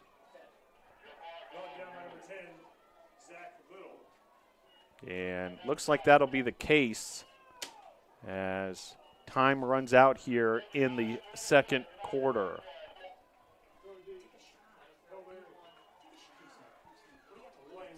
Down to the final 5 seconds now before halftime. Rush again for Taylor, and tackles made there, and that'll be the last play of the first half. Well, Warner will head into the halftime locker room with a 23-3 advantage, 14-3 after the first quarter, then scored 9 points on a touchdown, a field goal with a missed extra point in the second quarter. Touchdowns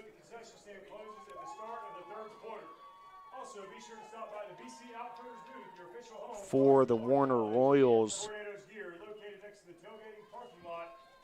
coming from the arms of Holiday and Eschbach. The biggest play, an 84-yard touchdown pass to Amarius Davis. Lone scoring for the Tornadoes, a field goal by Hugo Taylor. So the Tornadoes will regroup and see if they can cut into this lead when they come back out for the third quarter.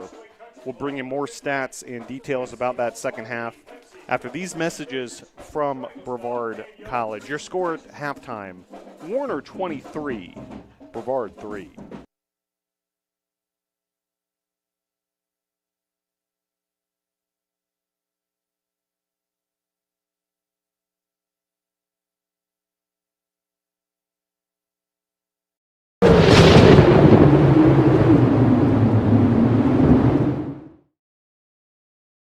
It's important to study English because language has power.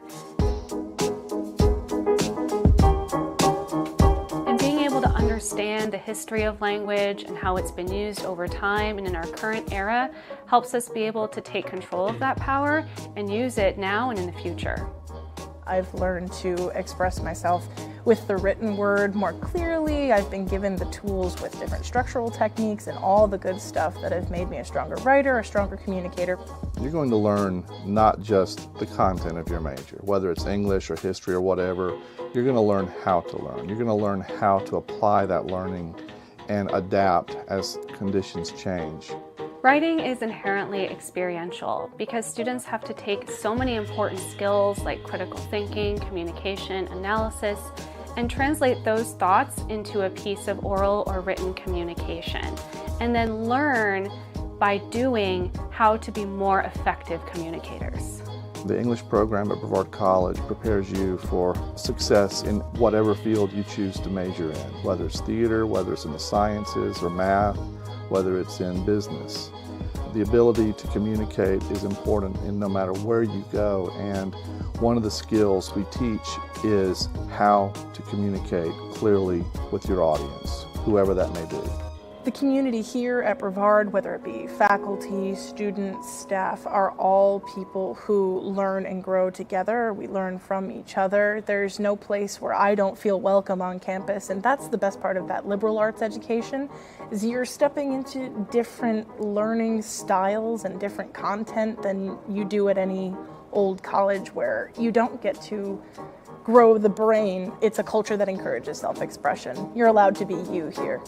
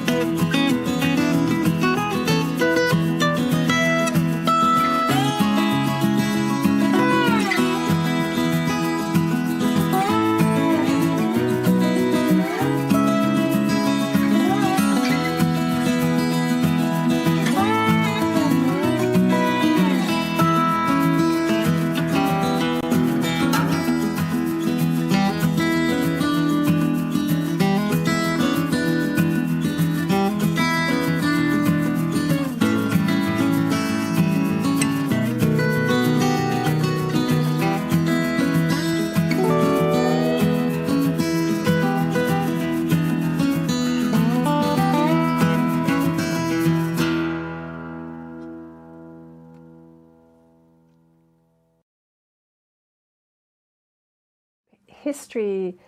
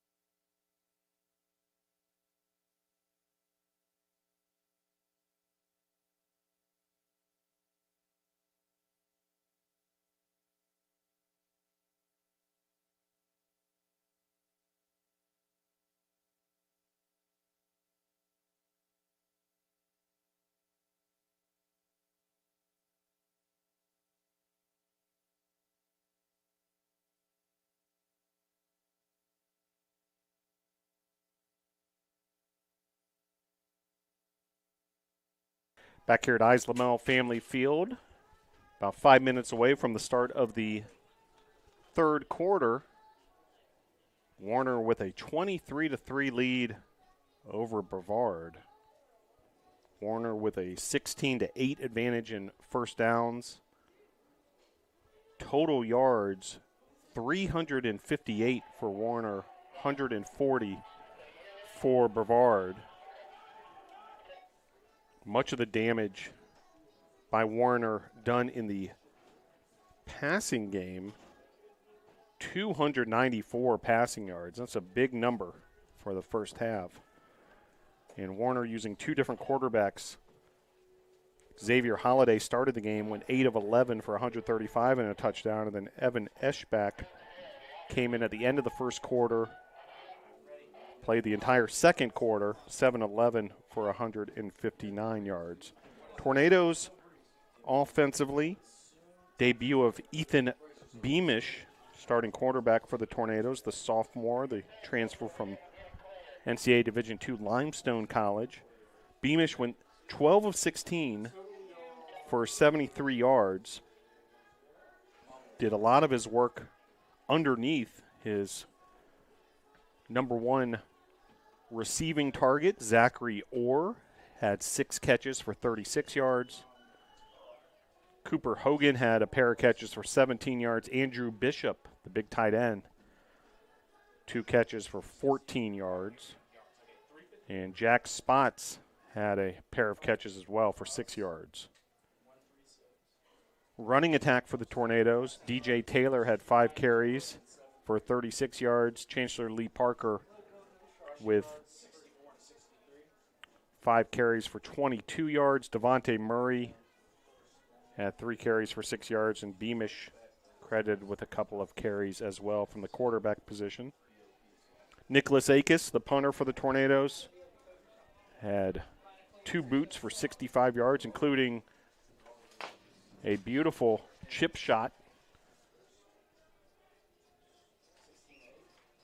which landed at the 3-yard line, pinning the Warner Royals back. Both of his punts, in fact, were inside the 20-yard line. So great day for Nicholas Akis thus far from the punting position. Warner, no punts that entire first half. That tells much of the story, where Warner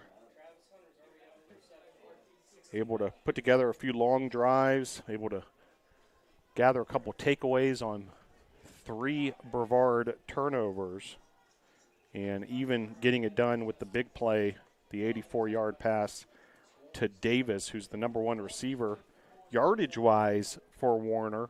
3 catches for 121 yards. Evans Valcourt did a lot of his damage in the first quarter, 6 catches for 76 yards. Defensively, Tornadoes led by Dylan James with 6 tackles. There was a big turnover late in the second quarter, with the Tornadoes defense earning the takeaway. Upon reviewing the film, Wyatt Langford able to recover that fumble that Jameel George caused. But Tornadoes have a half of football to try to get back into this one, trailing 23-3 on a sunny Saturday afternoon at Islamel Family Field. Start of the 2023 season for the Tornadoes under the direction of head coach Bill Kyatt.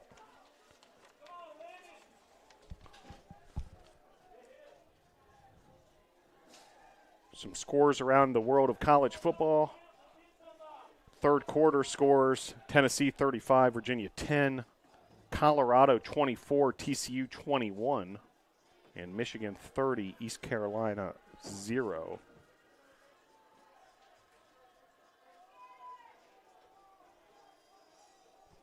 And here at Islamel Family Field, in a battle between an NCAA Division III institution, Brevard College, and an NAIA institution from Central Florida, Warner.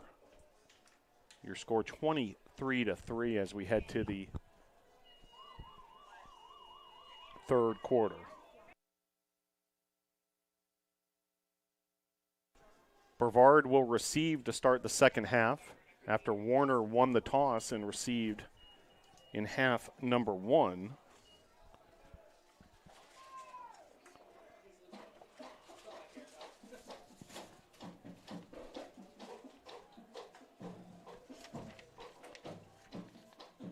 Do want to thank all the sponsors of Brevard College this season: Arby's, Augusta Fencing, Biltmore Church, BCN Sports, eGolf Ford of Brevard, D.H. Griffin, Hampton Inn, Ingalls, Jackson Wine Custom Contracting, Jets Pizza, Lake Toxaway Country Club, Movement Bank, UNC Health Party, Pepsi, Transylvania Treasures, Triangle Stop, and Young Transportation. Appreciate all their support of the student-athlete experience here at Brevard College.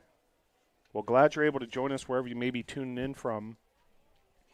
We'll be bringing you action of Brevard College home athletic events all season long right here on this YouTube channel. And if you haven't done so already, make sure you hit the subscribe button and hit that little bell so you receive all the notifications when the Tornadoes go live. So Warner will kick off to start this third quarter.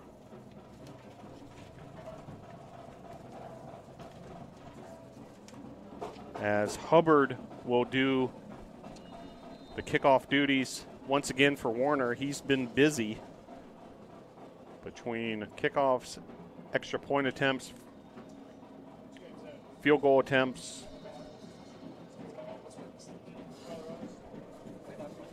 He's also the punter, even though we haven't seen him yet there.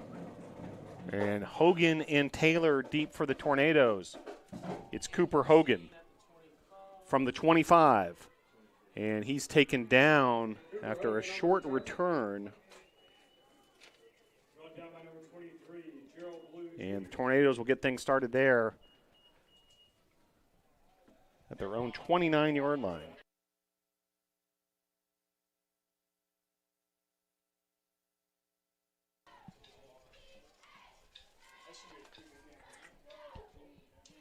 So Ethan Beamish making his first career start as a Tornado.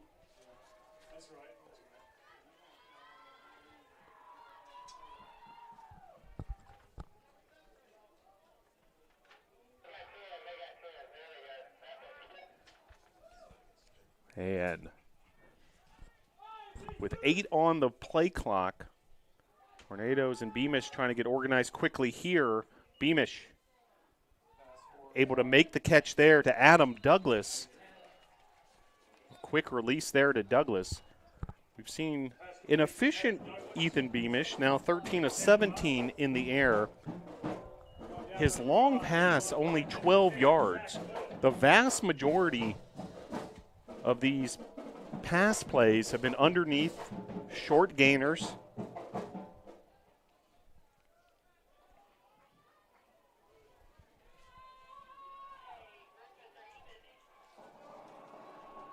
Second and 7. Carry there. Devontae Murray taking on a couple of Warner defenders head on. And a gain there is going to bring up 3rd and 3. From the 31. So critical third down here in the early goings of the third quarter. Coming out of halftime. First possession for the Tornadoes here in this second half. Beamish with Devontae Murray, his running back to his left. Zachary Orr in motion. Quick little flip to Orr, and Orr is able to make a gainer there. And for perhaps the third time today, what could have been called a horse collar was not. Not exactly a point of emphasis, it seems like, for this officiating crew. We've seen this several times. Now, there is an injured player on the other side of the field. Cooper Hogan shaken up, and he'll head to the sidelines after receiving some aid from the athletic training staff. It becomes a quasi timeout for Coach Bill Kyatt as he instructs his offense, and that's a first down gainer there for Zachary Orr. An 11-yard pickup. Orr now 7 catches for 47 yards. By far the number one target for Beamish.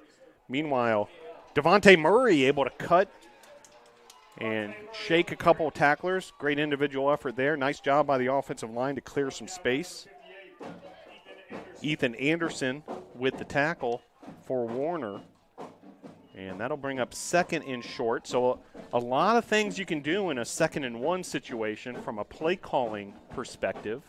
A lot of times people think, hey, this is the time you go with a deep shot. We'll see what Coach Bill Kyatt dials up.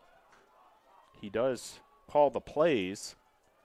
Meanwhile, pass here into the flat and a collision in that flat. Pass was intended for Reggie Taylor. Reggie Taylor, perhaps the fastest player on the Brevard College roster, a member of the track team, an absolute burner. He has been coming back from a bit of a hamstring injury, so he is limited as far as what we'll see from him today. But the intended receiver, Taylor,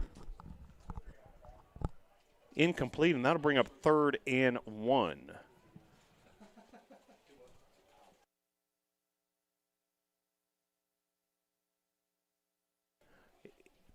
Royal player down on the far side of the field. So as he is being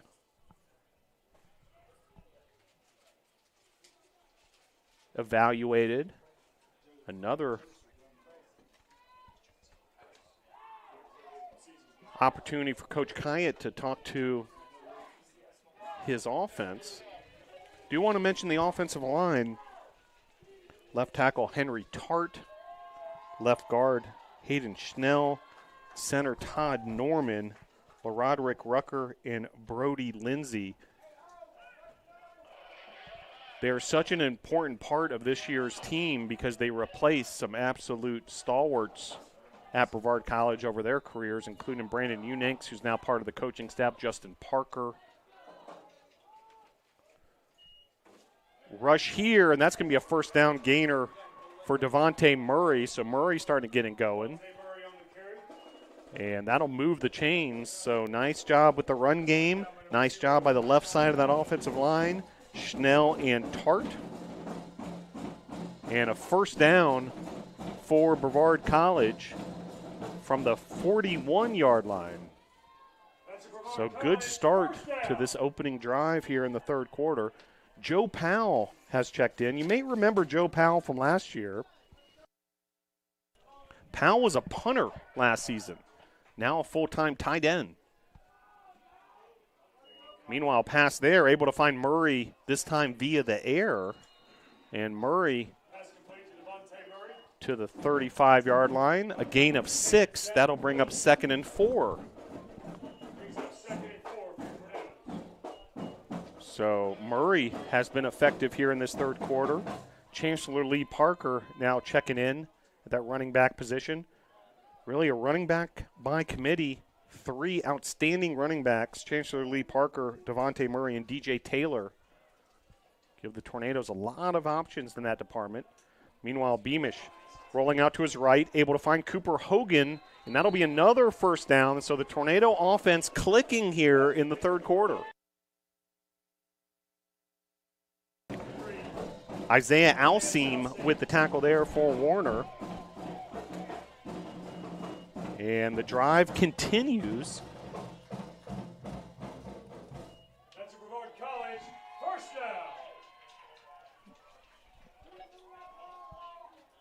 down. 11:05 and counting here in the third quarter. Tornadoes trailing 23-3. Regan Ramey has checked in that H-back position. Rush here for Chancellor Lee Parker, and he bulldozes forward, this time rushing to the right. There's an injured Tornado on the field. Gain of 7. We'll call it 2nd and 3. And an injured Tornado, so we'll take a quick break here. 10:47 to play. Royals 23, Tornadoes 3.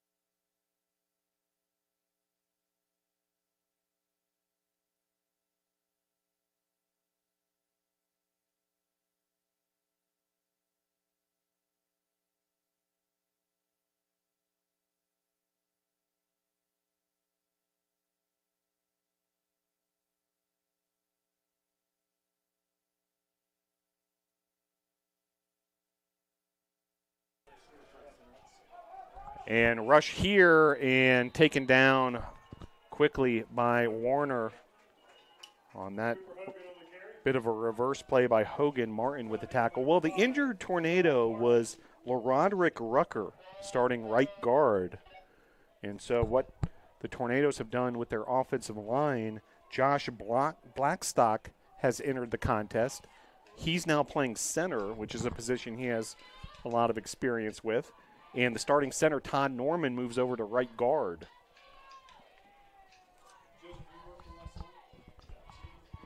Ten minutes and counting here in the third quarter. Third down for the Tornadoes. Ethan Beamish in shotgun. He drops back and was looking for Zachary Orr. Martin making the play there. Bang, bang. Martin has been very active defensive back for Warner all game long. And 4th and 7 here. And looks like the Tornadoes are going to bring out the field goal unit.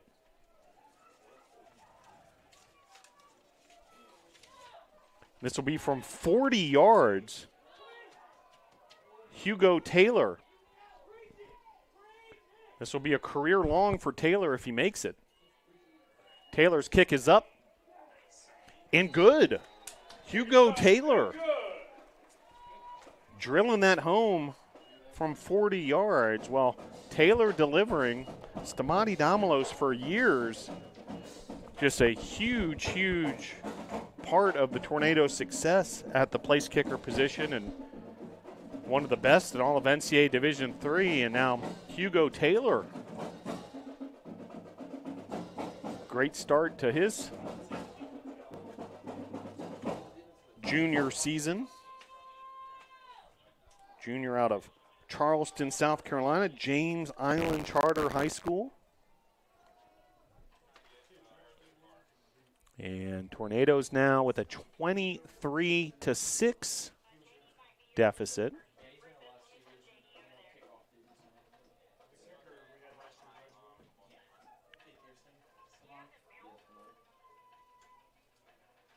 "12 plays, 48 yards on that drive, over 5 minutes, and then the 40-yard field goal by Hugo Taylor." So positive start to the third quarter here for the Tornadoes, who now trail by 17. And a kickoff here from Taylor after kicking a career-long 40-yard field goal. This will be taken by Holland from the 4-yard line. Holland out across the 30. All sorts of bodies flying around here on special teams.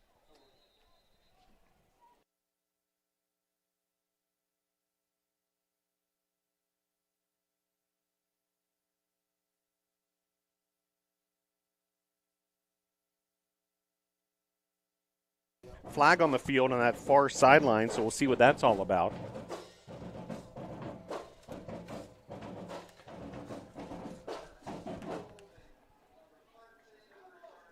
It's going to be a hold on the return, so that's going to push Warner back 10 yards.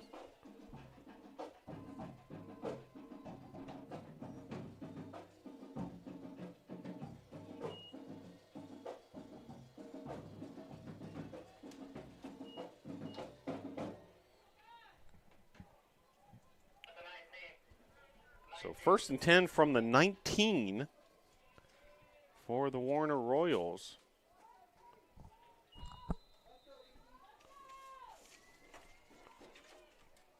Evan Eschbach starting this third quarter. And Tornadoes with some heavy defensive pressure on the pass rush. Ball hits the turf. Eschbach is able to cover it up. That's going to be a big loss.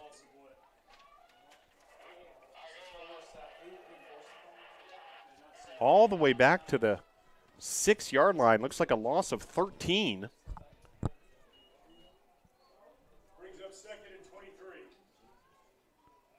Robert Dorsey able to make that play happen. First time we've called his name. Sophomore defensive lineman out of Greenville, South Carolina, a transfer from Union. Big time play there. 2nd and 23. And Tornadoes defense making things difficult on the Warner running back, medium, Obadiah Grimes. Brought down by number 0, Obadiah Grimes.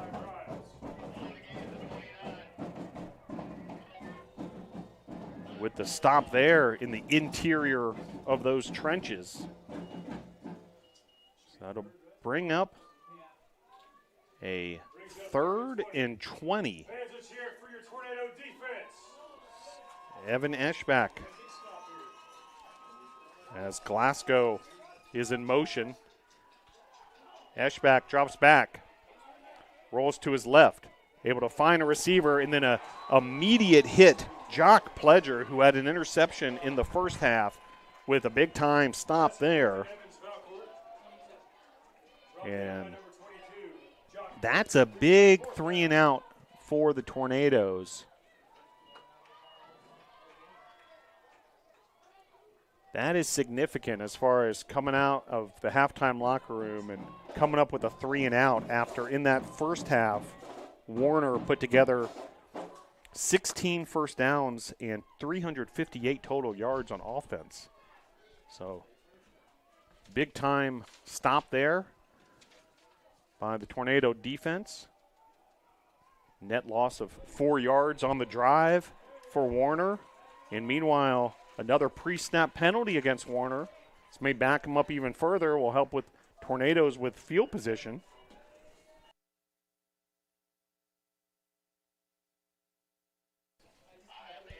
So back 5 more yards.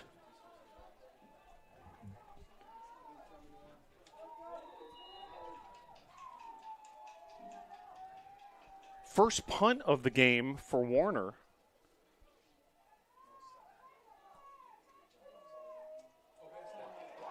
And a poor snap. Hubbard throws it up into the air, able to actually make the completion. Just a remarkable play there as Warner's able to make the catch. Allen with the catch. There's a celebration on the Warner sidelines, but I don't think they realize exactly what's going on because they were short of the first down marker. There was also a flag on the play that was likely against Warner. I'm guessing a legal man downfield. We'll sort it all out here.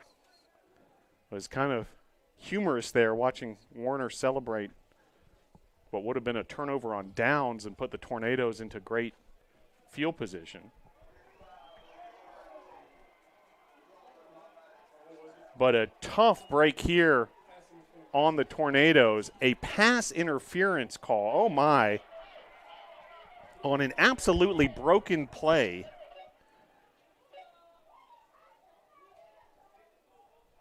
jaws are dropping here at Islamel Family Field, and there's just kind of a stunned reaction from the crowd here, and the Brevard College coaches want more of an explanation as well. An absolute broken play. Hubbard just threw it up out of desperation.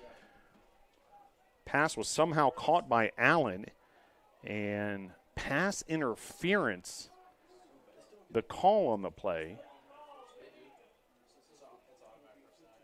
And it'll be an automatic first down for Warner. So what was 4th and long in a punt situation all the way backed up in their own end zone is going to be a first down for Warner. What a turn of events. Just as the Tornadoes were starting to get some momentum going here in this third quarter.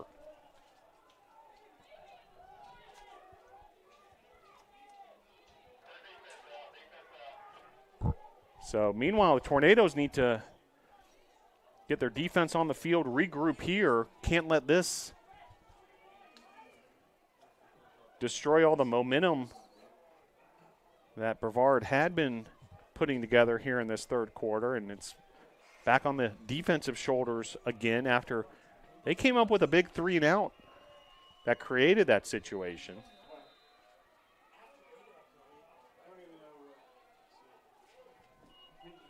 Rush here to the left, and the Tornadoes are right there.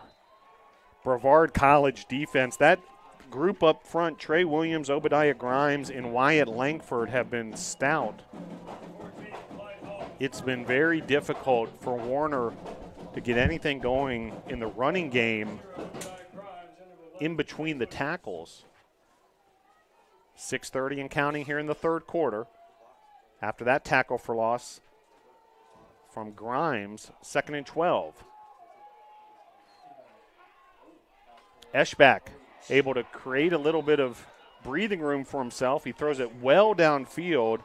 Davis came up with the catch, but he was out of bounds.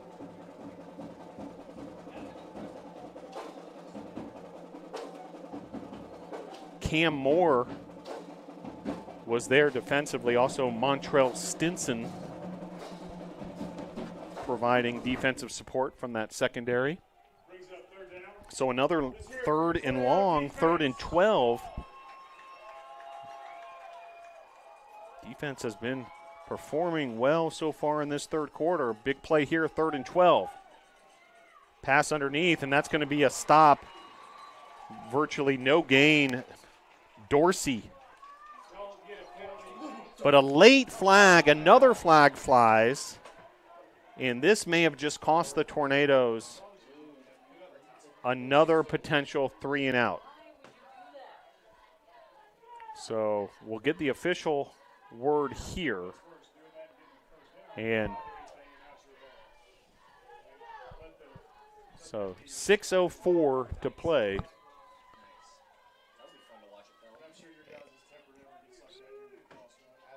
And we'll see what the official ruling is. The entire officiating crew is huddled up.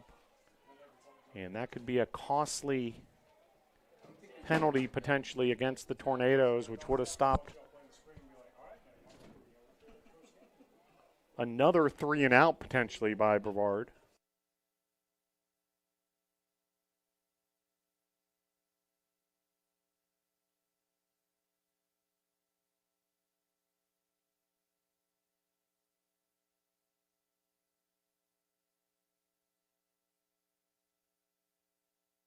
So unsportsmanlike contact on both sides, offsetting penalties. So in some ways, the Tornadoes may have caught a break there. Offensive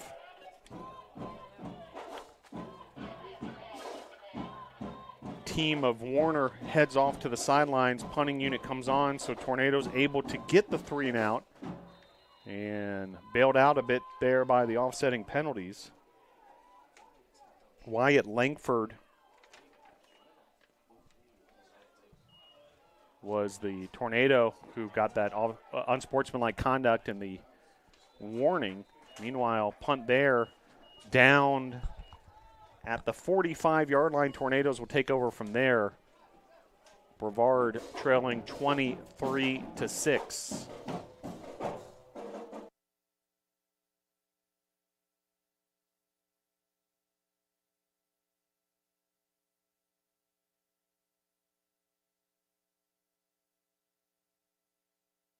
So Brevard's offense will go back to work.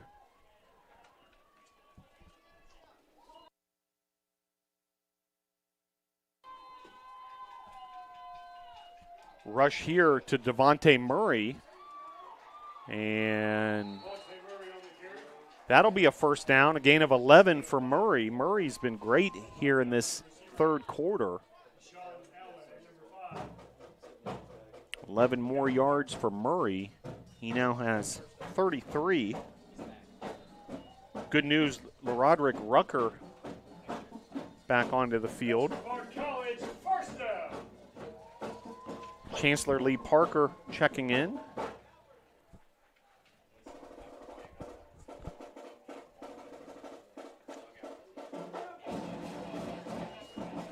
So Ethan Beamish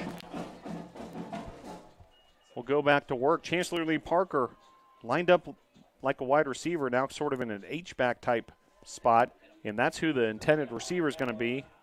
Catch made by Lee Parker, very short gain, maybe just a half of a yard. So it'll be 2nd and 10.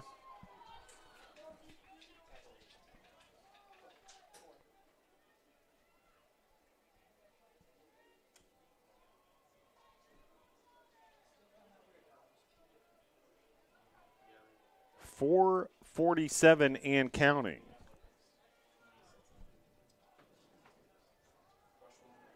Chancellor Lee Parker rushing to the left. There's a flag down, and Chancellor Lee Parker to the 35, but there is a flag.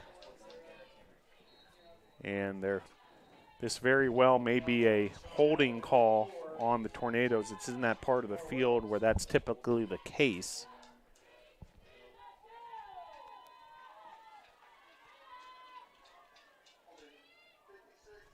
And, in fact, that is the case, holding on Todd Norman, so that'll back the Tornadoes up, nullify that Chancellor Lee Parker rush. Chancellor Lee Parker on the Division III level has drawn comparisons to Derrick Henry, amongst other power backs who have that big play ability and the chance to bust one at any moment, but also just take on defenders. Chancellor Lee Parker. And folks may not know this. Remember last year, during basketball season, part of the BC cheerleading squad with some acrobatics on the Boschmer Gymnasium floor. Meanwhile, here's Beamish, and he will throw that out of play. Good coverage by the Warner Royals. Reggie Taylor on the route. Alex Bolton getting some snaps as well. Bolton wears number 89. His debut in a Tornado uniform, the freshman wide receiver, 6'2", 190 out of Irmo, South Carolina. Eli Carr, folks know him. One-time starting quarterback for the Tornadoes. He has switched positions. He now plays more of an H-back, and he's into the game now. Rush here to Chancellor Lee Parker behind a block from Carr. And Chancellor Lee Parker able to gain about 7 yards, but 3rd and long. Tornadoes play it conservatively, and that'll bring in the punting unit here on 4th down. As Nicholas Akis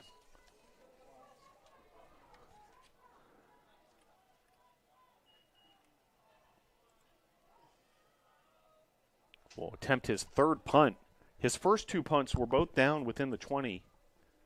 One of them all the way to the 3. Akis lets this one rip, and this one will go within the 20 as well. A short return and a big tackle there. Bailey Ramey.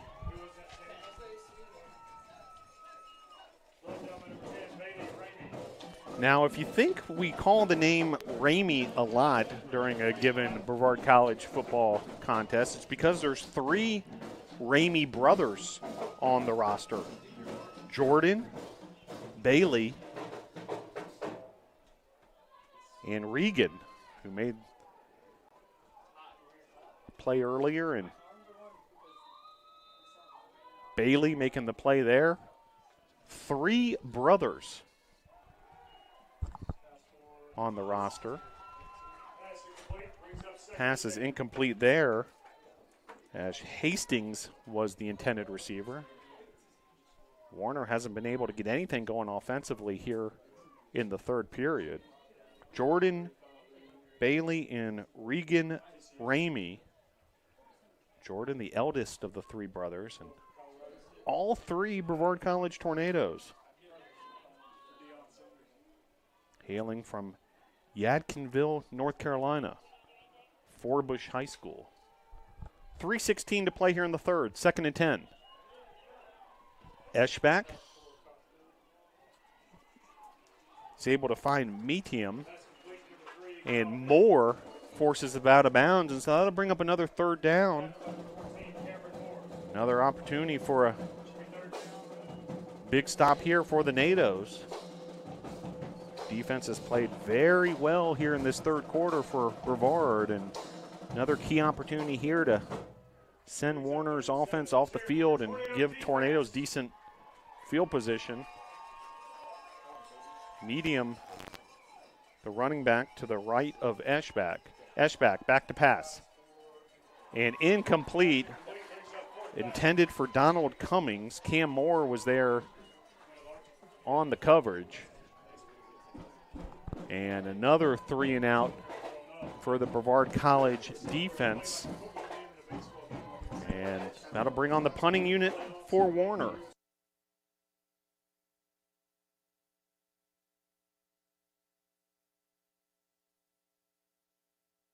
So Hubbard will attempt his second punt. And it's a fake. And completely catching the Tornadoes off guard there, and a gainer there for Medium on the fake punt. That play began at the 27-yard line and goes for 33 yards. The fake punt. So Warner going into their bag of tricks. And while the Warner offense was unable to generate anything, they just got something going there with their special teams unit. And just like that, Warner is in the attacking half of the field from their perspective and has some wind at their sails. Meanwhile, another first down there as Clyde Holland III was eventually tackled by Toby Naylor. Clyde Holland III, junior out of Jacksonville. There is a flag down, and it's going to be a penalty against Warner, so that'll wipe out that play and send the Royals back.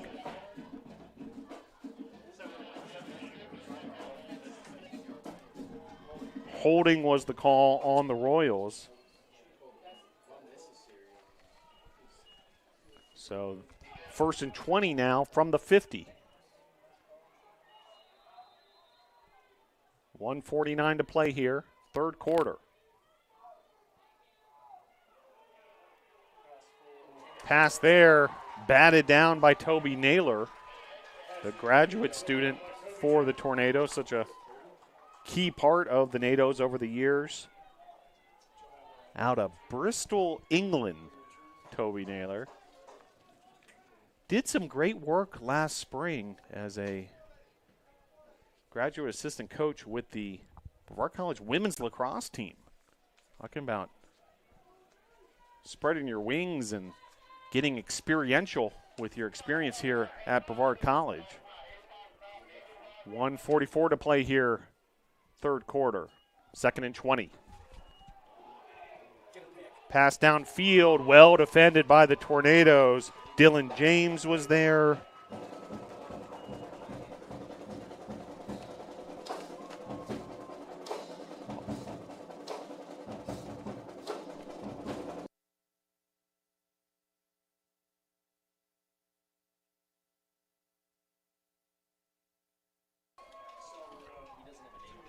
So that'll bring up a 3rd and 20.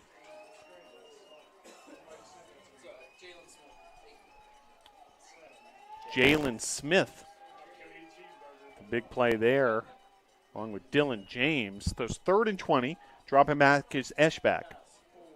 Eschbach up ahead, intended for his big target, Davis. Dylan James was there to lay down the hit, and that'll force a punt for Warner. So good job once again by the Tornado defense regrouping after the faked punt.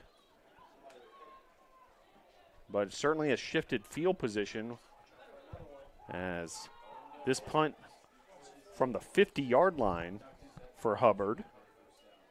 Hubbard with Jock Pledger. Actually, Cooper Hogan with the fair catch. So Tornadoes will take over from there at the 15-yard line. 1st and 10, 1:28 to play, 3rd quarter.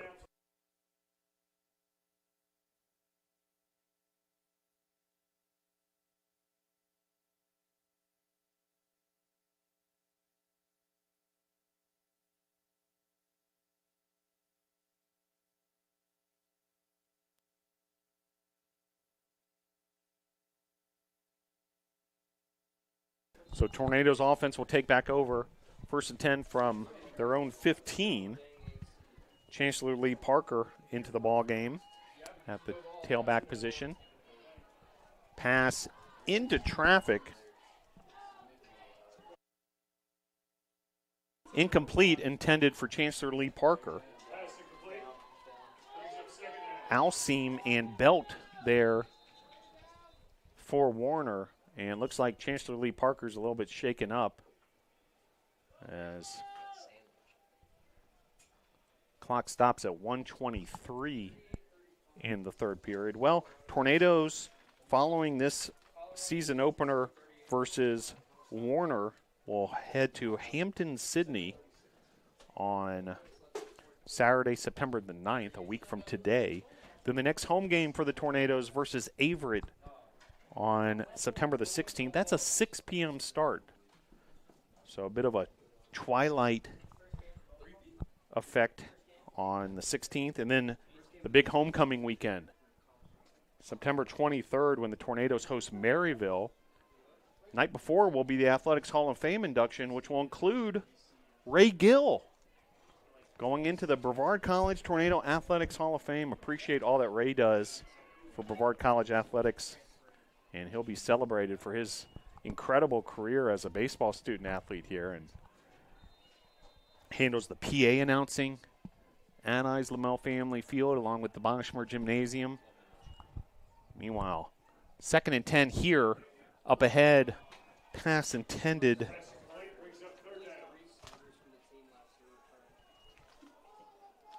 Beamish was looking for the intended receiver, Antonio Damalos, number 11, Damalos.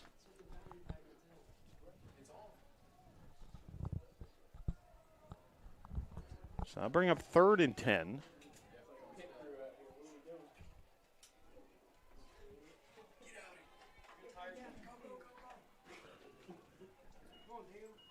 Beamish back to pass. Able to find Cooper Hogan. Certainly one of his favorite targets this afternoon. And that'll be a Tornado 1st down, so big play there to Hogan.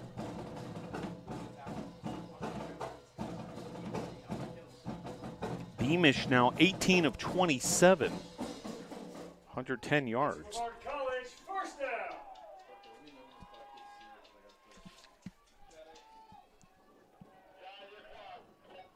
1st and 10 from the 26. Rush here, DJ Taylor. Warner's there defensively.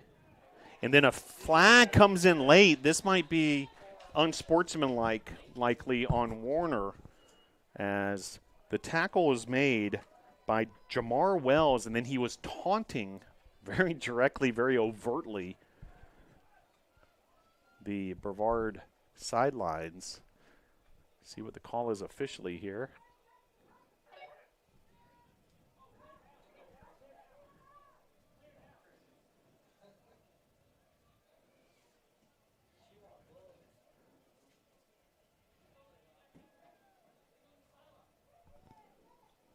.37 seconds to play in the third quarter. Tornadoes trailing by 17.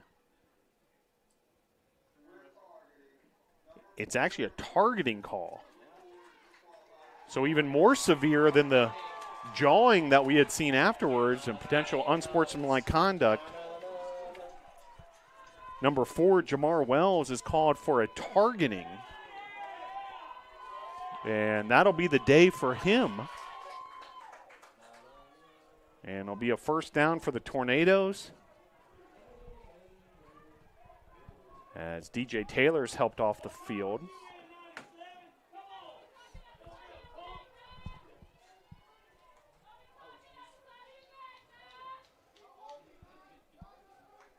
So it'll be 1st and 10. We'll see where the ball is spotted.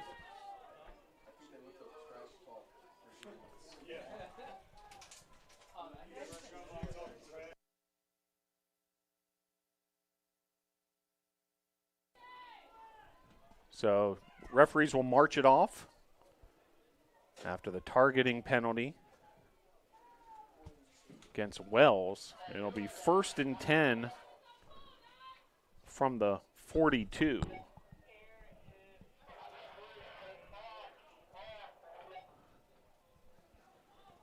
.37 seconds to play here in the third quarter. Beamish takes the shotgun snap, hands it off to Murray. Murray behind Hayden Schnell.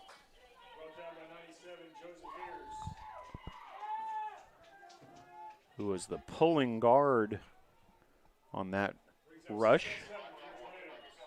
Down to the final 10 seconds. See if the Tornadoes can get a snap off here before the end of the third quarter. They indeed do.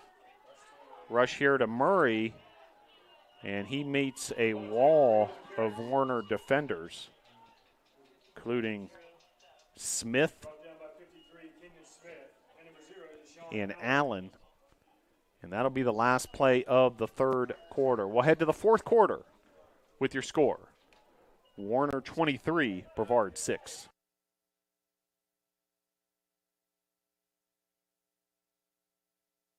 Every cheer, for every play, we know there's a little prayer that no one gets hurt. That's why we are there too. Party athletic trainers, physicians, and specialists. We're watching closely for any sign that someone needs care. And if your child is hurt, they're seen right away by the region's top specialists. The Party Sports Medicine team is at every game, match, race, practice, and workout, providing medical attention and guidance. For us, winning is all about playing healthy and smart so you can perform at your best.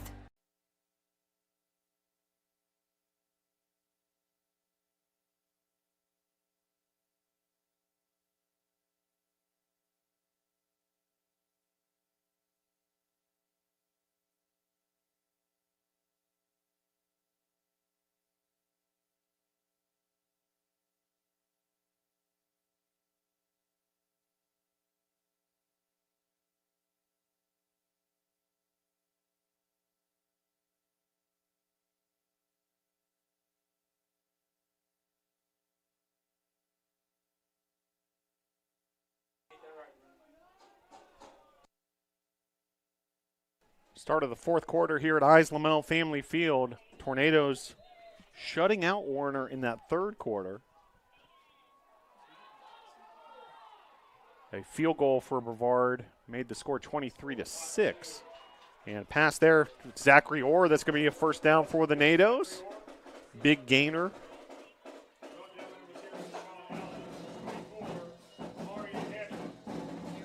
.11-yard reception. That's Orr's 8th catch of the day, by far Beamish's #1 target.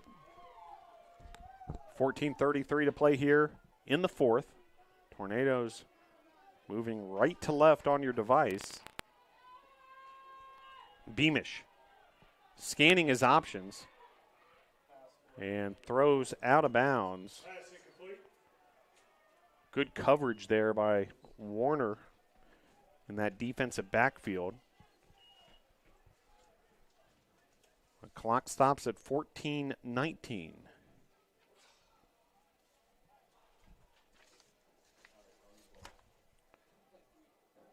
Devontae Murray checks in once again for the Tornadoes.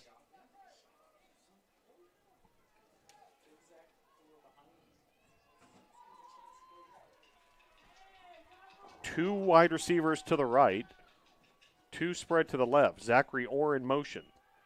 Beamish drops back, evades one pass rusher, then throws it up, and a dangerous pass, but able to make the play there, Adam Douglas. So a bit of the riverboat gambler of Ethan Beamish and Douglas, the sophomore from Greensboro, North Carolina, Southeast Guilford High School, with the big catch there. And Tornadoes continue to move down the field, now into the red zone.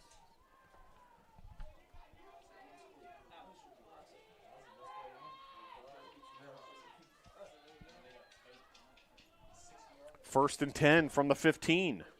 Beamish drops back, able to find his wide receiver, Zachary Orr. Yet another catch for Orr. Much improved Tornado offense here in this second half as well.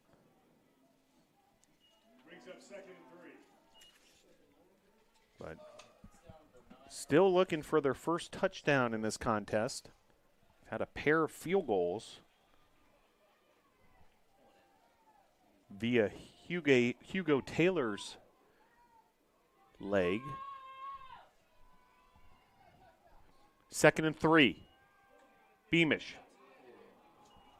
was intended for Douglas, but incomplete. That'll bring up third down and 3.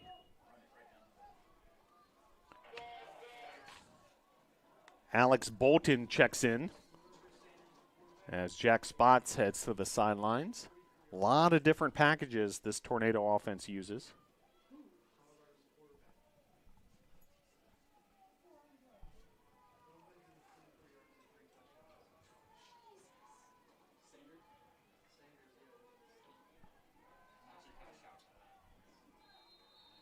And a timeout is called with 12:49 to play here in the fourth quarter. It's timeout taken by the Tornadoes. So that's their first timeout of the first half, second half rather.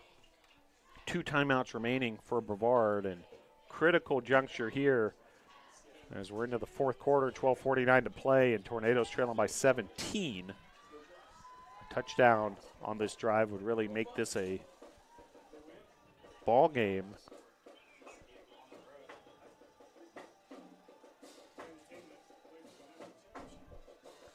I want to thank all of our sponsors: Arby's, Augusta Fencing, Biltmore Church, BSN Sports, eGolf Ford at Brevard, DH Griffin, Hampton Inn, Ingalls, Jackson Wine, Custom Contracting, Jets Pizza, Lake Toxaway Country Club, Movement Bank, UNC Health Party, Pepsi, Transylvania Treasures, Triangle Stop, and Young Transportation.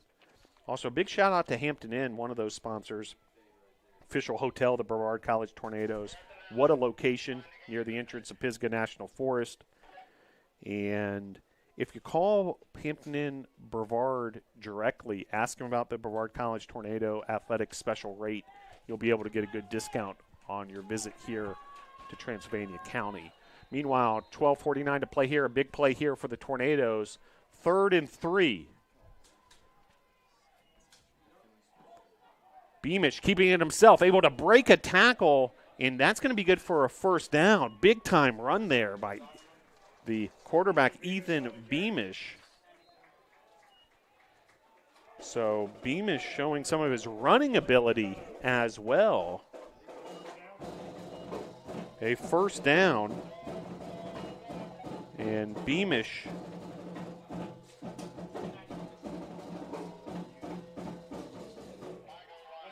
the sophomore from Simpsonville, South Carolina, AC Flora High School, played at Limestone College in Division II last year. Making his Tornado debut. Rush there by Devontae Murray down within the 1-yard line. 12:05 and counting here in the fourth quarter as Eli Carr checks in this goal line situation. Also, Diego Cuffy-Disla checking in. He's the transfer from Methodist. So Cuffy-Disla in the backfield. Rush here. And ball might have been jarred loose. Seeing a lot of different indications here. One referee signaled touchdown. One of the officials signaled touchdown. And meanwhile, the Royals thought they had come up with a loose ball somewhere along the line.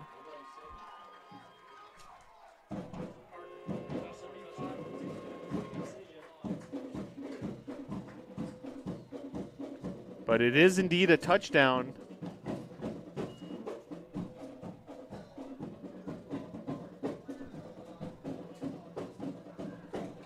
And the touchdown counts, so 23-12. So a lot of discussion there, but it is a touchdown. Devontae Murray with the 1-yard rush. There's a flag on the play meanwhile.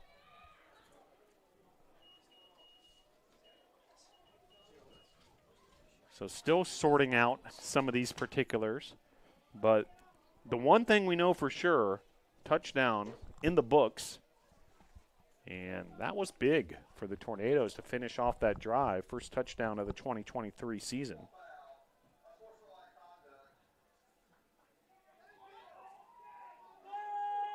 And then an unsportsmanlike conduct penalty.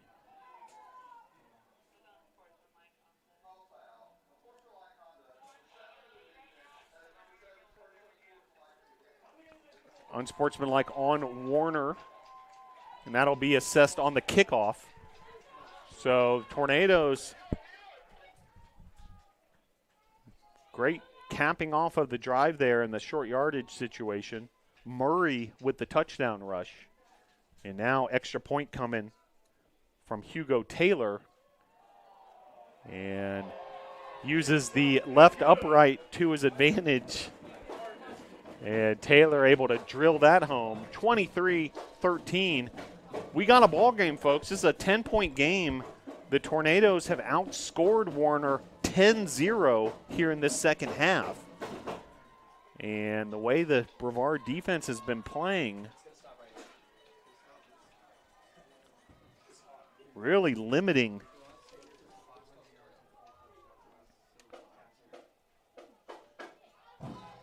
Warner on the offensive side. Warner had just 2 first downs in that third quarter.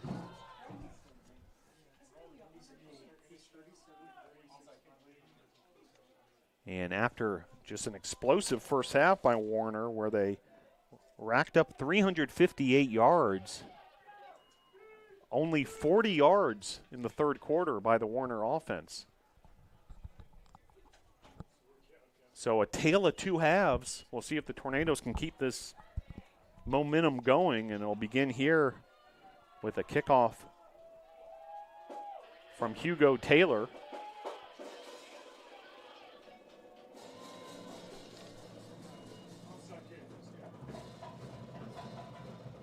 But a big drive there capped off by the Devontae Murray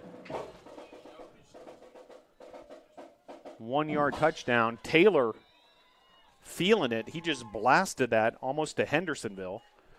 And It'll be 1st and 10 coming back the other way.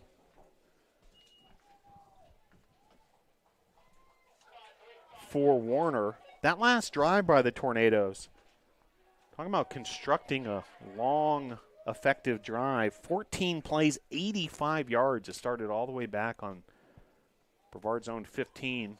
Took 4 minutes and 57 seconds. Murray with the exclamation point, the cherry on top. 11:31 to play here in the 4th.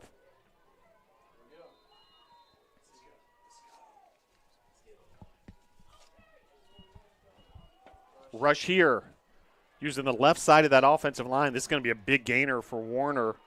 One of their best plays, in fact, their best play of the second half, as medium all the way out to the 50. That's a gain of 25. There's an injured Tornado on the field.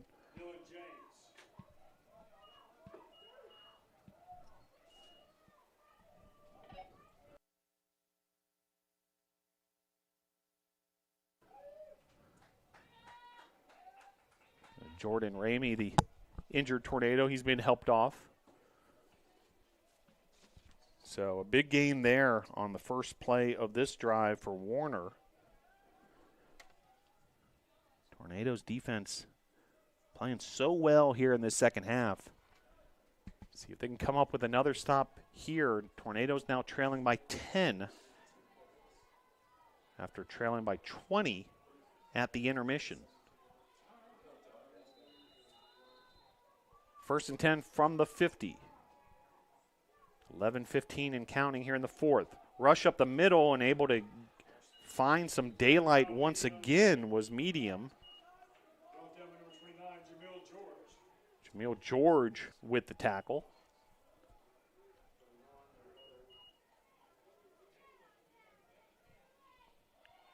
Second and 1, and able to get the first down and then some, as Dylan James able to come up for the tackle. Medium once again, so we've had a heavy dose of medium on these last few plays, and it has resulted in Warner sort of taking control of things here suddenly in the 4th quarter on this drive, and the running game once again paying off for the Warner Royals, as Clyde Holland III. So run play after run play, Warner just moving the ball up the field here. Another big run, and that's a touchdown from 18 yards out, all on the ground. There is a flag on the play, so we'll get this sorted out. Injured Tornado as well, slow to get up. This one will be coming back. So penalty there. Holding on the center, Husenveld, for Warner. Spencer Husenveld, senior from Satellite Beach, Florida.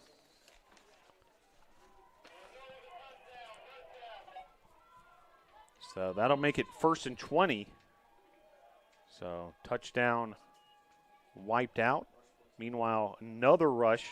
So Warner's trying to accomplish a couple things here. Obviously, continue to move the ball, but also chew clock with all these rushes right up the middle. 9:55 and counting.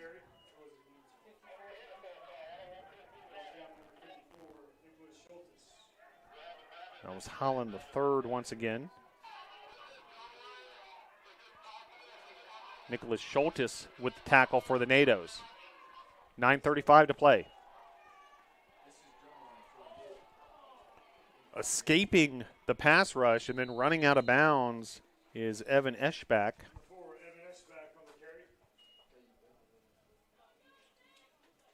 Eschbach replaced Xavier Holiday at the very end of the first quarter. As been effective ever since. And this will be a big third down play in the red zone from the 16-yard line. 3rd and 7 for Eschbach and the Warner offense. Eschbach back to pass.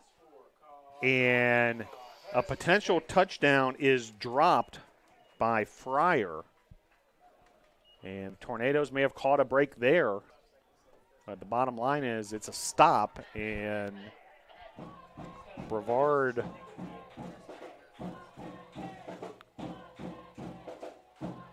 able to bend but not break on that last Warner drive. And field goal attempt here. This will be from 33 yards. Dylan Hubbard. And whistles before the kick. Flags fly. Not sure if there was a timeout called before the kick. Flags flew from the end line. And in fact, just prior to the snap, timeout by Brevard. So with 8:59 to play, 23-13 your score here in the fourth quarter.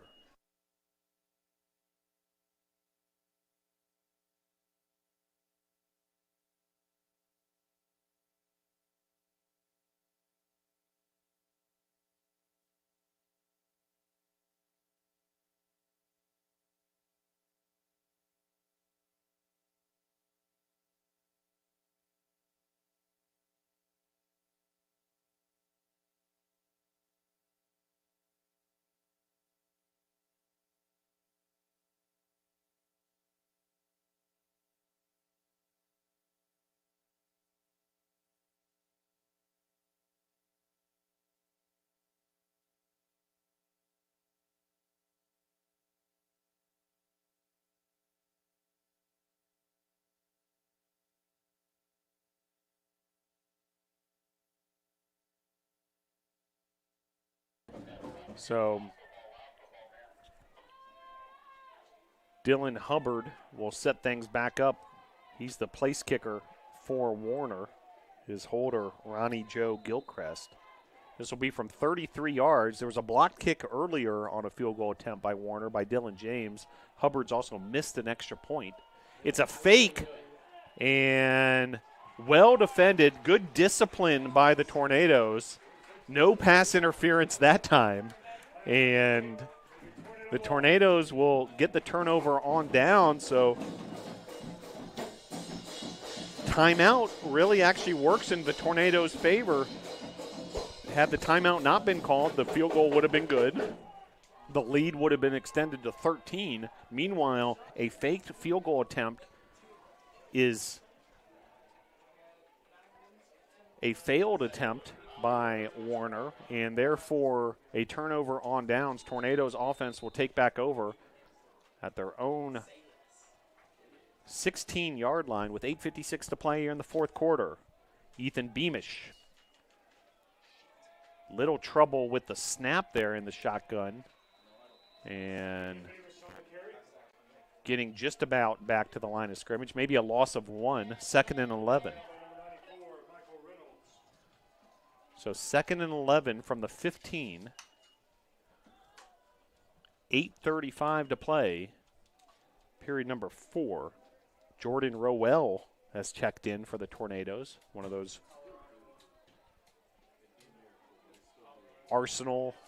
members of the arsenal of wideouts that the Tornadoes have at their disposal. Meanwhile, back to pass. Here's Beamish. Beamish escapes, able to find Alex Bolton, and then the ball comes loose.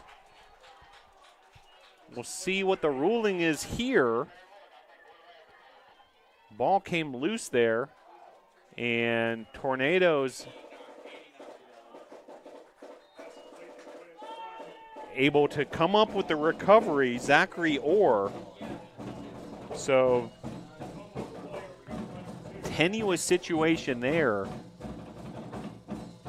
The Tornadoes That's the 4th time they've fumbled the football. They've only lost 1 of them, so they've been able to recover 3 of those fumbles. And that was a big-time play there by Zachary Orr to jump on top of that one. Meanwhile, here's Beamish. Beamish looks upfield, able to find the open receiver, Jack Spots, who goes up high to make that catch. And bit of a hurry-up here for the Tornadoes. Cross midfield, another first down. You can feel the momentum, the drum line getting it going. Cheering on the Tornadoes, trying to keep this momentum going. Antonio Damalos into the contest. He wears number 11, junior from Tarpon Springs, Florida.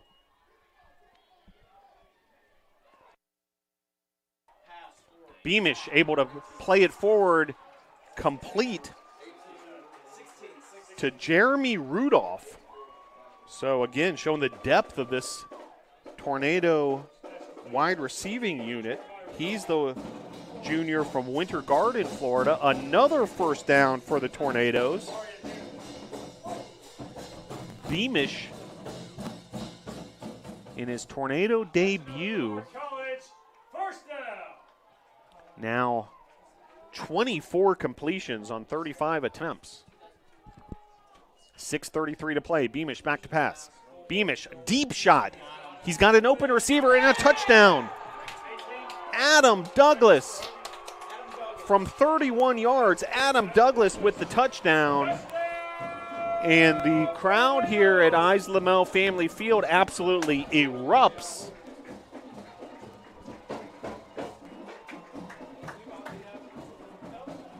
Adam Douglas.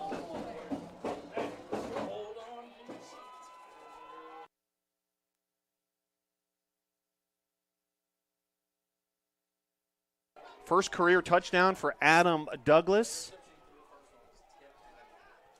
And first career in a Tornado uniform touchdown for Beamish, touchdown pass. So Beamish to Douglas.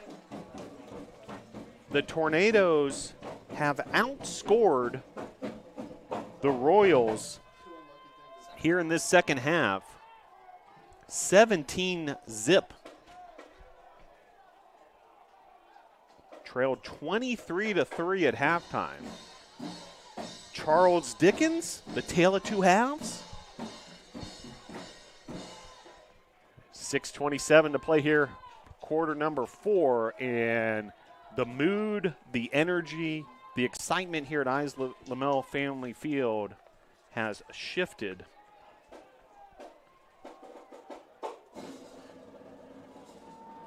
Momentum is a powerful force in the game of football, and that's what the Tornadoes are experiencing now. As Hugo Taylor will kick things off.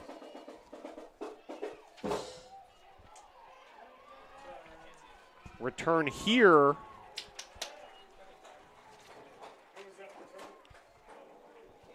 Cam Bennett on the return. Wears number 25.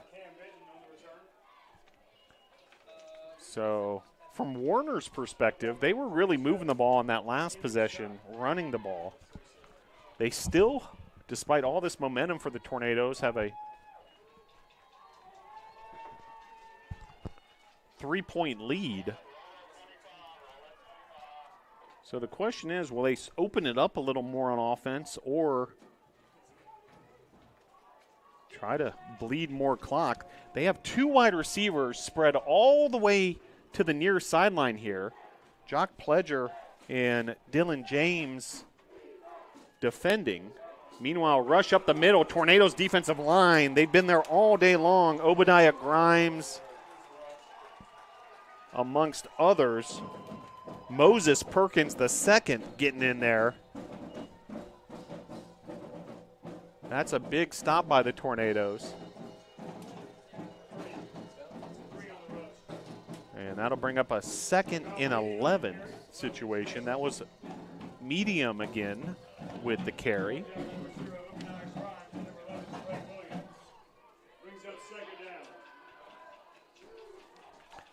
2nd and 11. Under 6 minutes to play now in the fourth. Eschbach back to pass. Jock Pledger with a tackle in space, a tackle for loss. In fact, that's another loss of yardage. And that'll create a 3rd down and long situation. 3rd and 14.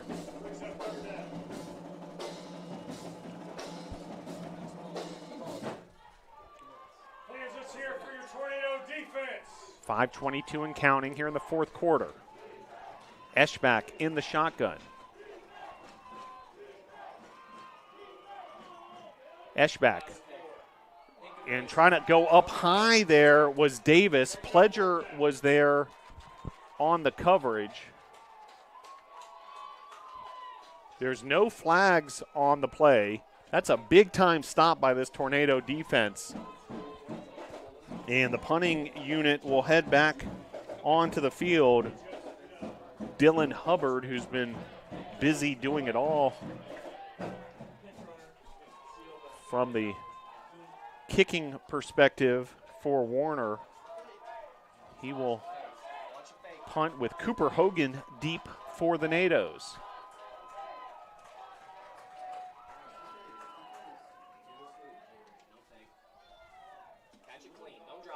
A 40-yard punt. And Hogan's able to get a decent return out of it. A 13-yard return. So from the 48, the Tornado offense will take over with 4:58 to navigate with in terms of the time on the clock. Tornado's down to just one timeout. And Tornadoes have scored 14 points in this fourth quarter, have outscored Warner 17-0 in the second half. And now a big-time opportunity, trailing 23-20. Crunch time here in the fourth. 4:58 to play.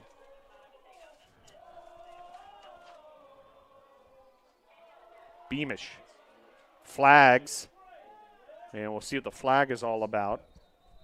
Might have been a hold on the NATOs. A lot of pass rush coming there from the Warner Royals.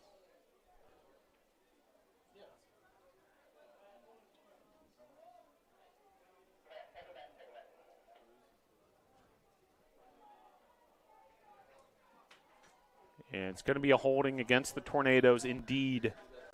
A little bit of an overwhelming pass rush for the Tornadoes offensive line. And hold, I believe, may have been on the running back, Taylor, with the hold, trying to do whatever he could to keep that pass rusher off of Beamish. So it'll be 1st and 20 for the Tornadoes and Beamish. Beamish back to pass. Fires a good-looking spiral to Jeremy Rudolph.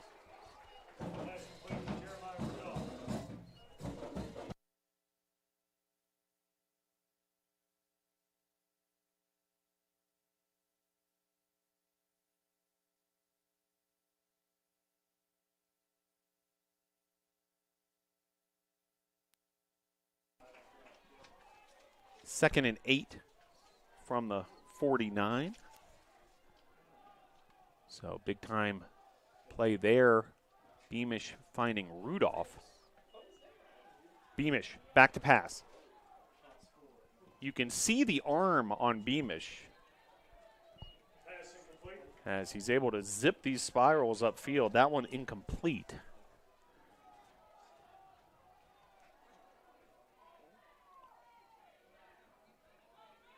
Nine different receivers Beamish has used throughout this contest. Zachary Orr, his favorite target, he has 9 catches, but we've seen Douglas, Hogan, Rudolph, Bolton, Spots, Bishop Murray, and Lee Parker all pull down catches as well. Meanwhile, big 3rd and 8 here from the 49. Beamish looking at his options. The pocket collapses. It's going to be a sack for Warner. Smith able to come up with the quarterback sack, and Tornadoes really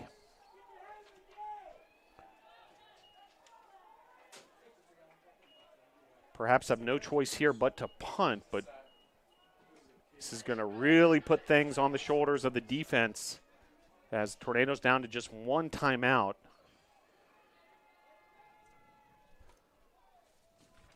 Punt here from Akis, takes a Tornado bounce, and Akis able to send another one inside the 20.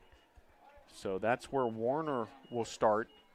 3:22 to play. Your score, Warner 23, Brevard 20.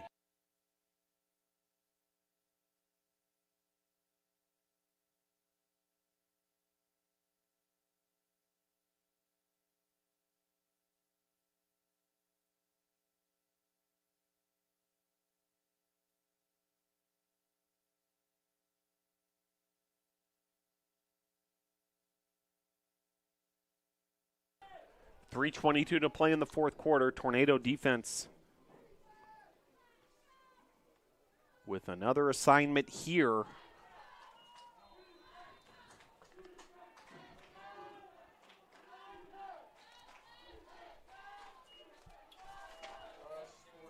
And rush right up the middle. Holland the third. And he's able to gain 15 yards, a first down for Warner, and an injured player. So that'll actually stop the clock at 3:16. Dylan James of the Tornadoes, such a key part of that Brevard College defense. He's had a big game. The Tornado who is injured, and he heads off to the sideline after some assistance from the athletic training staff.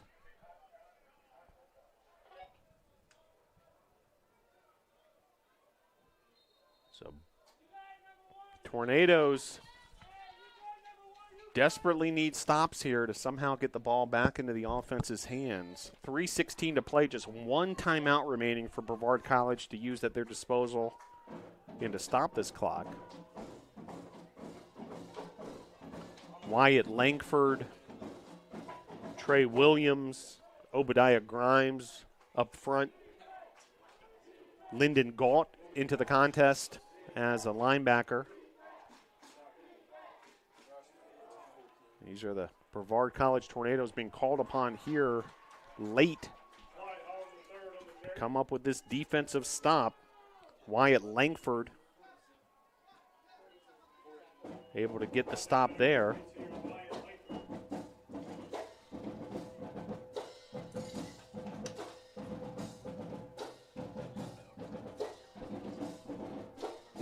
Clock ticking down even further. 2:33 and counting. Warner trying to milk as much clock as they can.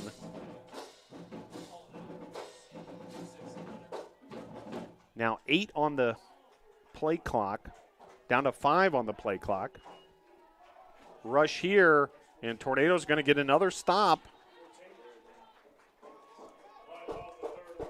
Clyde Holland III was the rusher. Big stop there for the NATO's defense as the clock continues to tick now, down to 1:55 and counting. It'll be 3rd and 7, and this play right here may be the ball game, folks. Without a stop here, Tornadoes would need something really unusual to occur. So big opportunity here for the Tornado defense. 3rd and 7. Pass into the flat, complete, first down Warner.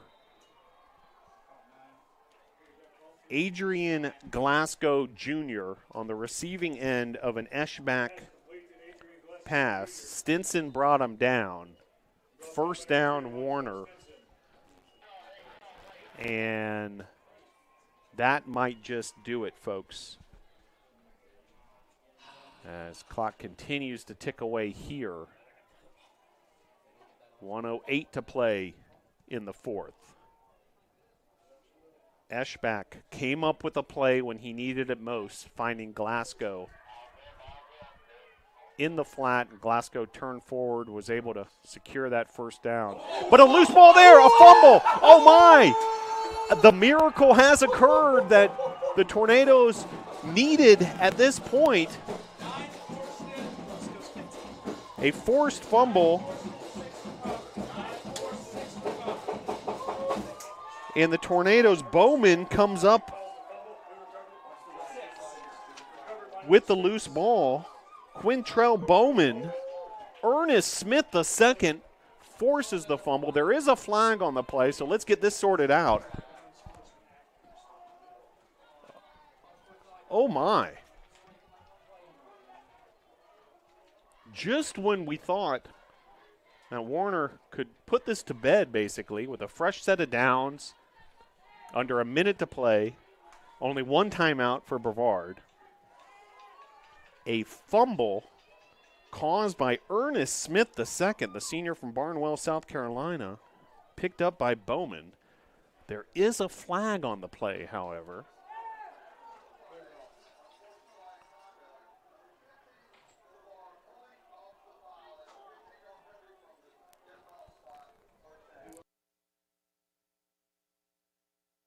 So an unsportsmanlike conduct foul on the Tornadoes after the turnover. So it is still the Tornadoes' ball.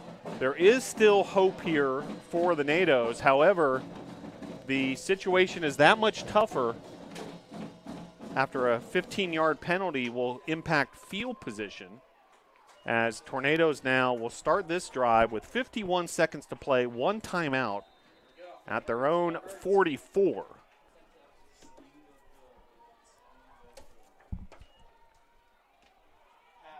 Beamish upfield, able to make the completion there to Zachary Orr.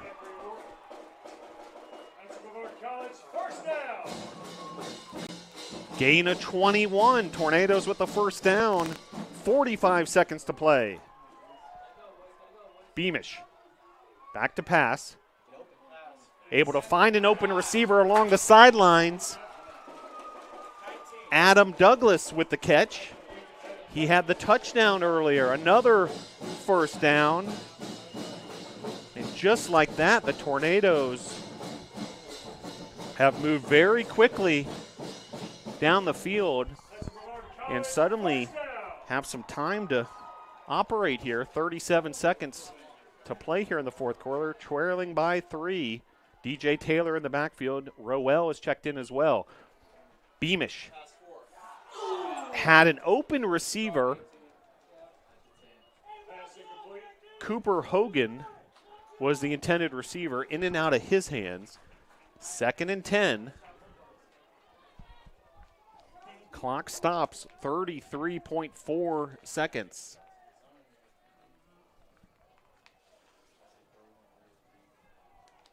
Tornadoes still have a timeout. Warner with all 3 timeouts. And in fact, Warner's going to use one of their 3 timeouts right there to set their defense. 23-20 your score. High drama here at Brevard College. The vast majority of the fans on their feet. Those who aren't on the feet, I guarantee, are on the edge of their seat. And the Tornadoes with a big opportunity here. Trailing by 3 with 33 seconds to play. Have just been sensational here in this second half.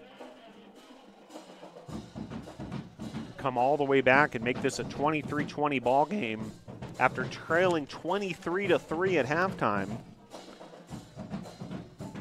And have really evened things up statistically for the ball game. Both sides, 23 first downs. Warner has 488 total yards, Brevard 394. Both teams have turned the ball over. We've seen blocked kicks, all sorts of drama. And now an opportunity for the Tornadoes offense. 33 seconds to play here, 2nd and 10. Quite a bit of trouble on the snap there. Beamish tries to throw it away. He threw it forward. It's going to be called an incomplete pass. Now a flag comes out. It might be intentional grounding.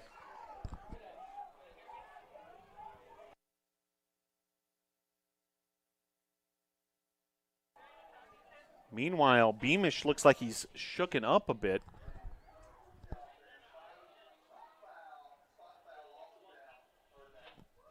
Intentional grounding, the call, as Beamish did everything in his power to try to release that football.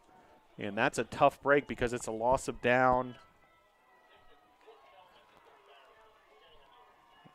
And the assignment just got that much tougher. Beamish limping quite noticeably, heads back into the huddle. It's going to be 3rd down.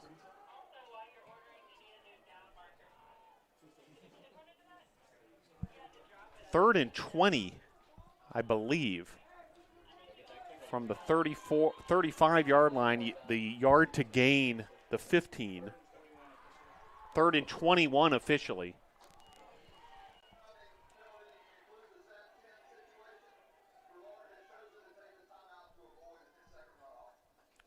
So there would have been an additional 10-second runoff apparently, but instead the Tornadoes are going to opt to keep the 10 seconds on the clock, but instead burn a timeout. So Tornadoes now out of timeouts.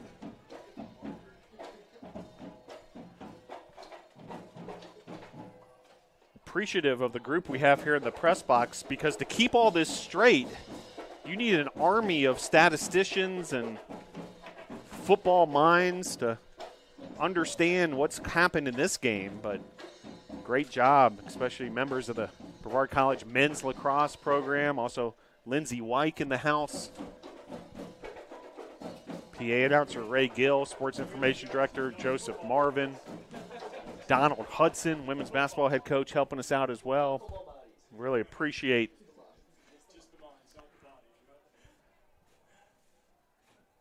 cast of thousands here at Brevard College. Meanwhile, 27.7 seconds. I think everyone has taken a collective deep breath, but now back to the edge of your seats. Tornadoes have 5 wide receivers spread out. Empty backfield with the exception of the quarterback, Beamish.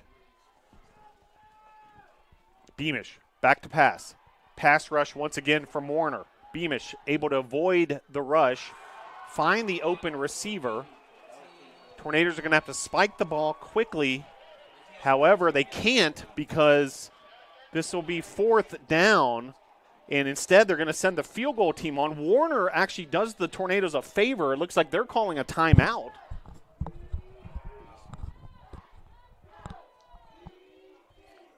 I saw a timeout indicated to Warner. Meanwhile, the officials getting this sorted out. Looked like for a second the Tornadoes were going to spike the ball. That would have been disastrous because that would have been on 4th down and would have been the ball game.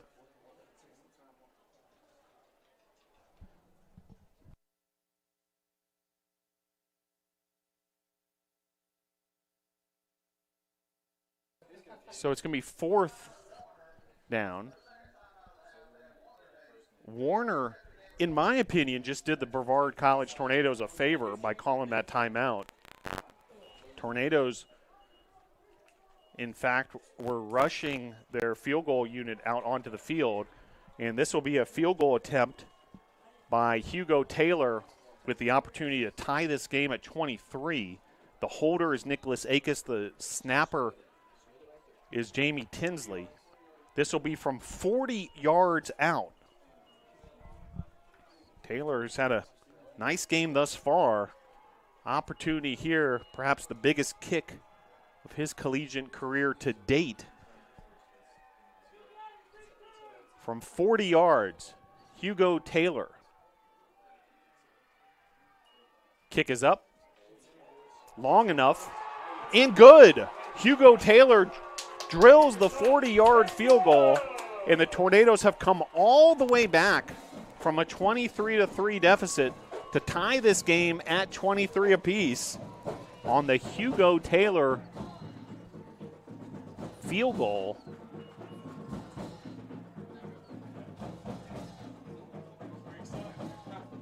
What a ball game here at Islamel Family Field to start this 2023 campaign.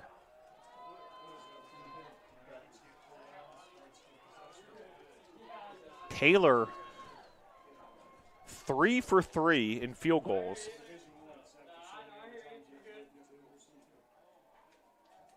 And hits that 40-yarder. He's handled all the kickoffs as well. He's had a couple of touchbacks.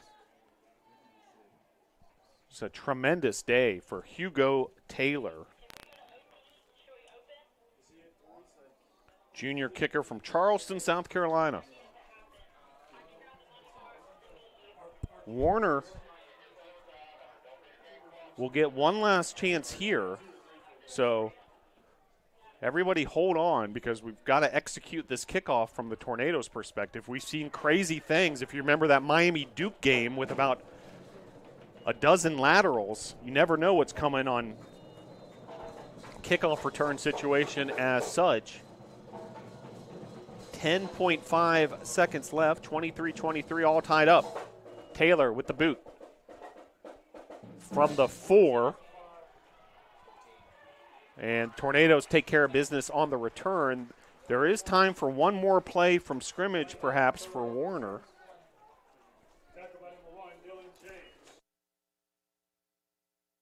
Dylan James is who stepped up for that tackle on the kickoff return. All knotted up at 23.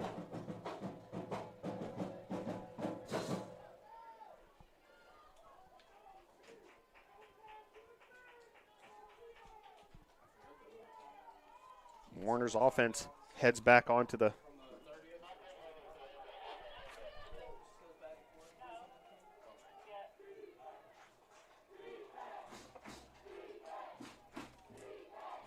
field as Evan Eschbach. See what Warner will do here, and they're going to play a conservative run up the middle, and we'll be heading to overtime here at Brevard College. 23-23 your score. Stick with us. Overtime coming up next.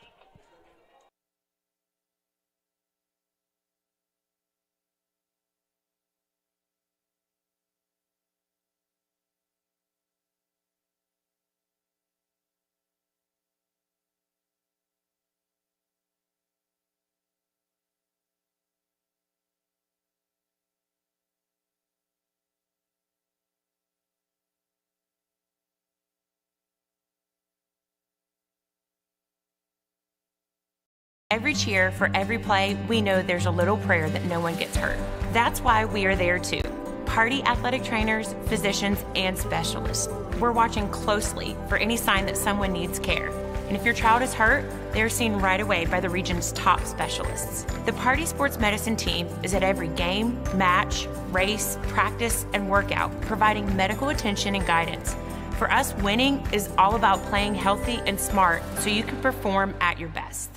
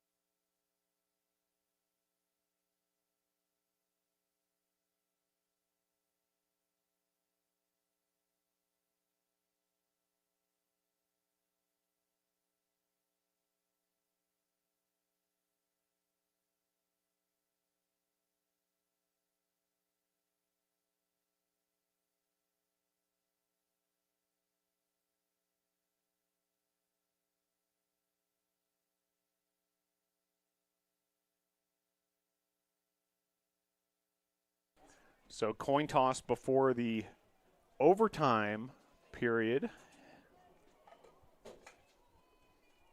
This will determine who will have the ball first and also to which end zone each team will be heading into. Toby Naylor representing the Tornadoes. Both head coaches out at the midfield circle as well.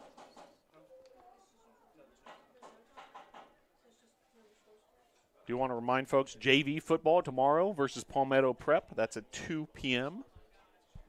Hope you can join us for that one. As coin is tossed here for this overtime. Looks like Warner won the toss.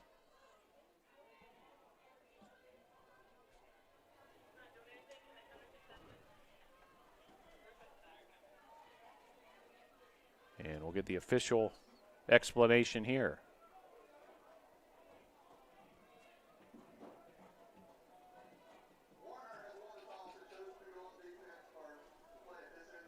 Warner has won the toss and chooses to play defense first. So Brevard's offense will have the first opportunity and be playing into the west end zone, nearest to the Boshemer Gymnasium. And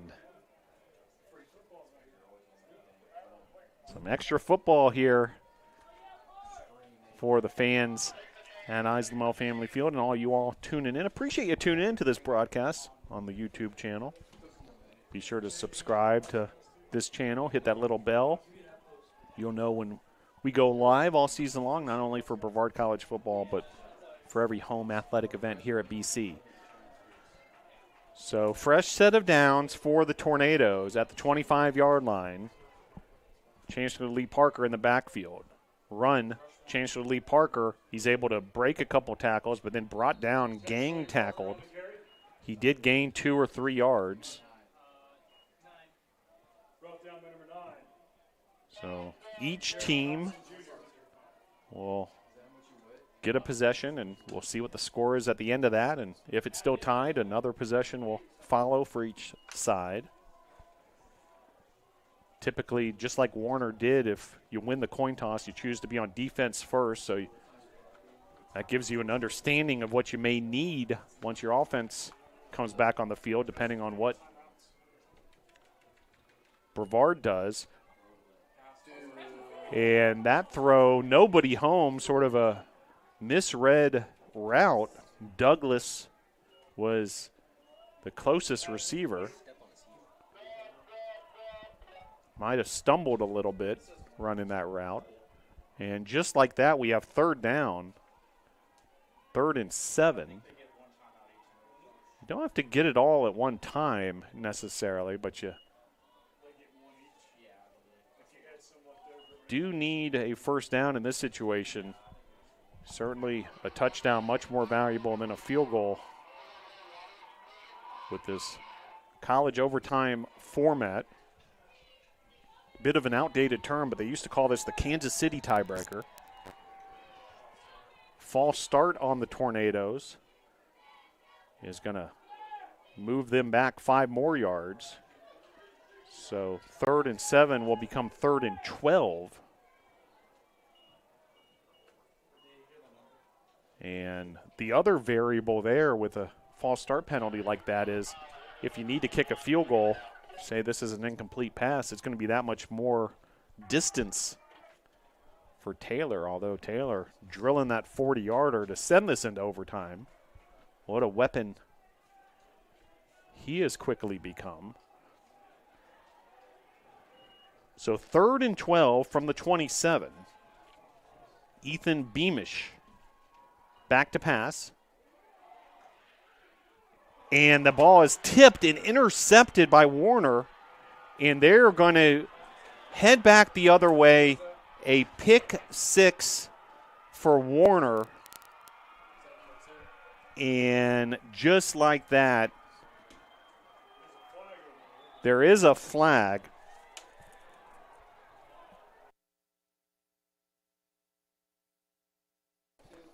Aaron Belt with the interception off the tipped football runs back for the pick 6. There is a flag on the field, so need to get this sorted out first. Meanwhile, injured Tornado. Beamish, the quarterback, took a big hit in the process, and he's being helped off the field.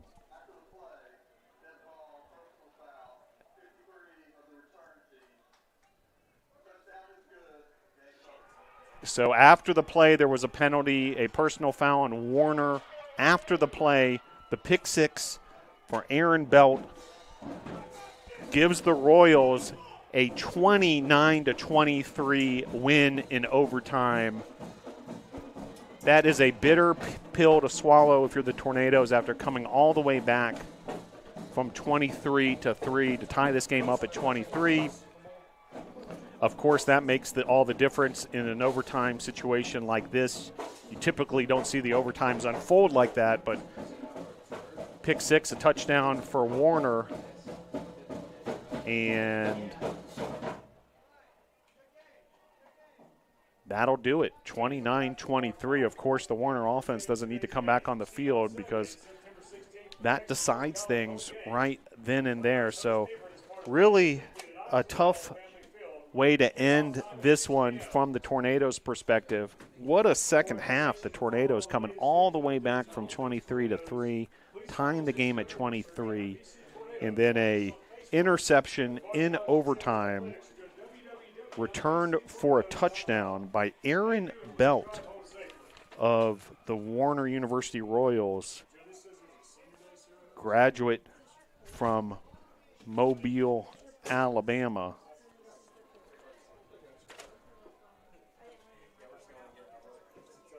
And Belt is the hero of this one.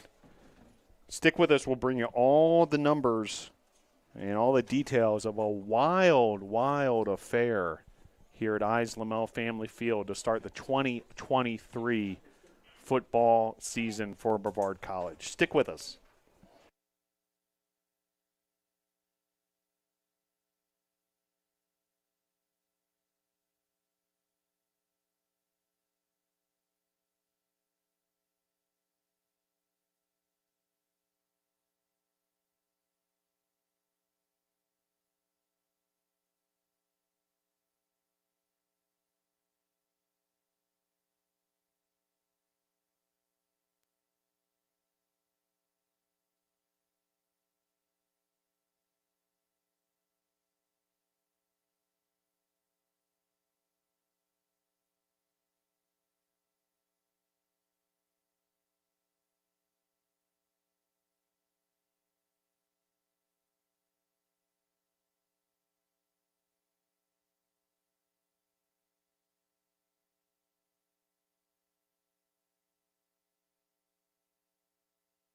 A wild affair here at Lamel Family Field goes in the favor of the visitors, the Warner Royals, NAI school from the Sun Conference in Florida. Warner opened the scoring on a touchdown pass from Xavier Holiday to Evans Valcourt. That went for 24 yards.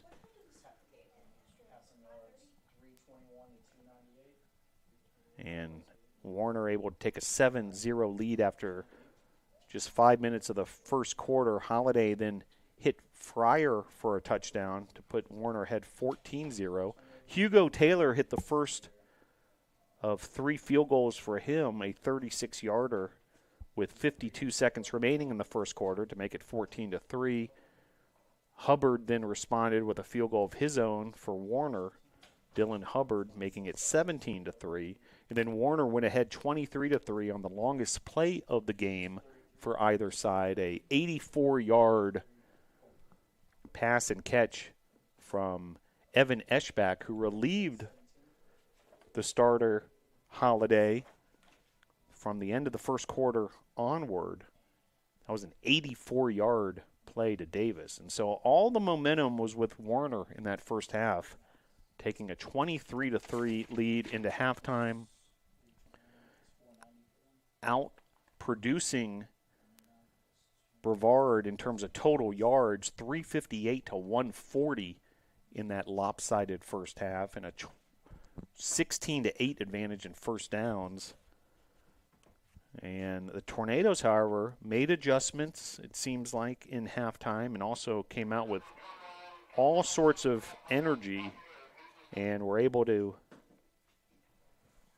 put together a drive early in the third to cut it to 23-6 on a 40-yard field goal by Taylor.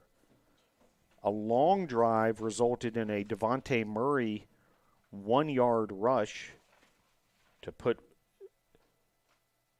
Tornadoes that much closer after the extra point by Taylor, cutting it to 23-13. Beamish then hit Adam Douglas for a 31-yard touchdown to make it 23-20. Meanwhile, the Tornadoes' defense was really doing their job in the second half, several 3-and-outs, and keeping Brevard in this contest by just blanking Warner in the second half. Warner looked like they had this game put away. They had an opportunity just to run out the clock. However, they fumbled the football. The Tornadoes get it back, and the Tornadoes able to set up a field goal attempt by Hugo Taylor, again from 40 yards, matching his career high that was set earlier in this contest, and tying this game up at 23. That sent us to overtime, and on a third down, Beamish released the football. It was tipped in the air, and then it was intercepted by Aaron Belt of Warner, who went all the way the other direction for a pick six and able to secure this win in overtime, 29-23, after an absolutely exceptional second half by the Tornadoes. Warner, quarterback Eschbach, ended up 12-24 for 186 yards. He had a touchdown and interception. Holiday, the starter, was 8 of 11 for 135 and a touchdown, all in the first half. Davis, 3 catches for 121 and a touchdown. And Evans Valcourt for Warner, 7 catches, 81 yards. Fryer had a touchdown as well. Leading rusher for Warner was Medium. He ended up with 99 yards on 16 carries. Meanwhile, the Tornadoes, the debut of Ethan Beamish, starting quarterback for Brevard, 29 completions and 44 attempts. Did have 3 interceptions. Last one coming off a tip in overtime. It's a 66% completion percentage, 298 yards, 1 touchdown. He was sacked 4 times. 9 different receivers caught a pass from Beamish, led by Zachary Orr with 10 catches for 93 yards. Adam Douglas had 4 catches for 65 yards, including his first career touchdown. Cooper Hogan had 5 catches for 48 yards. Jeremy Rudolph, 2 catches. Bolton with a catch as well. Alex Bolton. Jack Spots making his Tornado debut with 3 catches. Andrew Bishop, big tight end, with a pair of catches as well. And then out of the backfield, Devontae Murray and Chancellor Lee Parker each had a reception also. Running the football, Devontae Murray was the leading rusher for the Tornadoes with 43 yards on 11 attempts.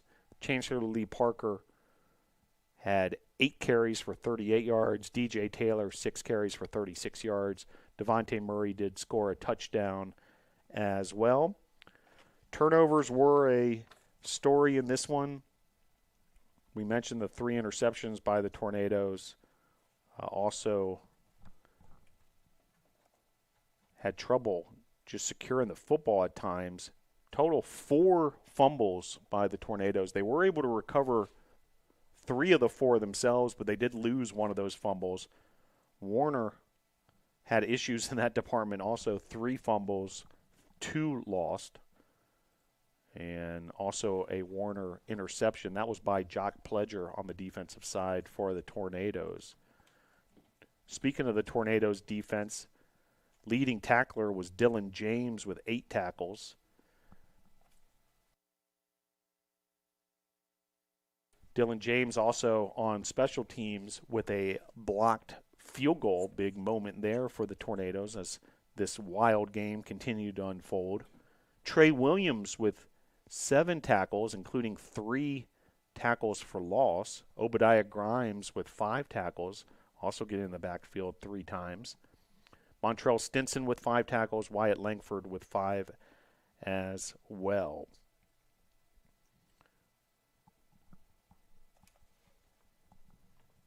Tornadoes were able to manage a sack, and defense really was exceptional in that second half. Team statistics, each team ends with 23 first downs. Warner outgains the Tornadoes on the ground, 169-99 in rushing, 321-298 in passing. Total yards, Warner 490, Brevard 397. Third downs, neither team particularly successful in this department. Tornadoes did get better in the second half. Warner 2 of 12 from third down, Brevard 7 of 17. Warner did commit 10 penalties for 105 yards, Brevard 9 for 80 yards. And do, of course, want to mention the performances on special teams. Hubbard for Warner seemed to be doing everything.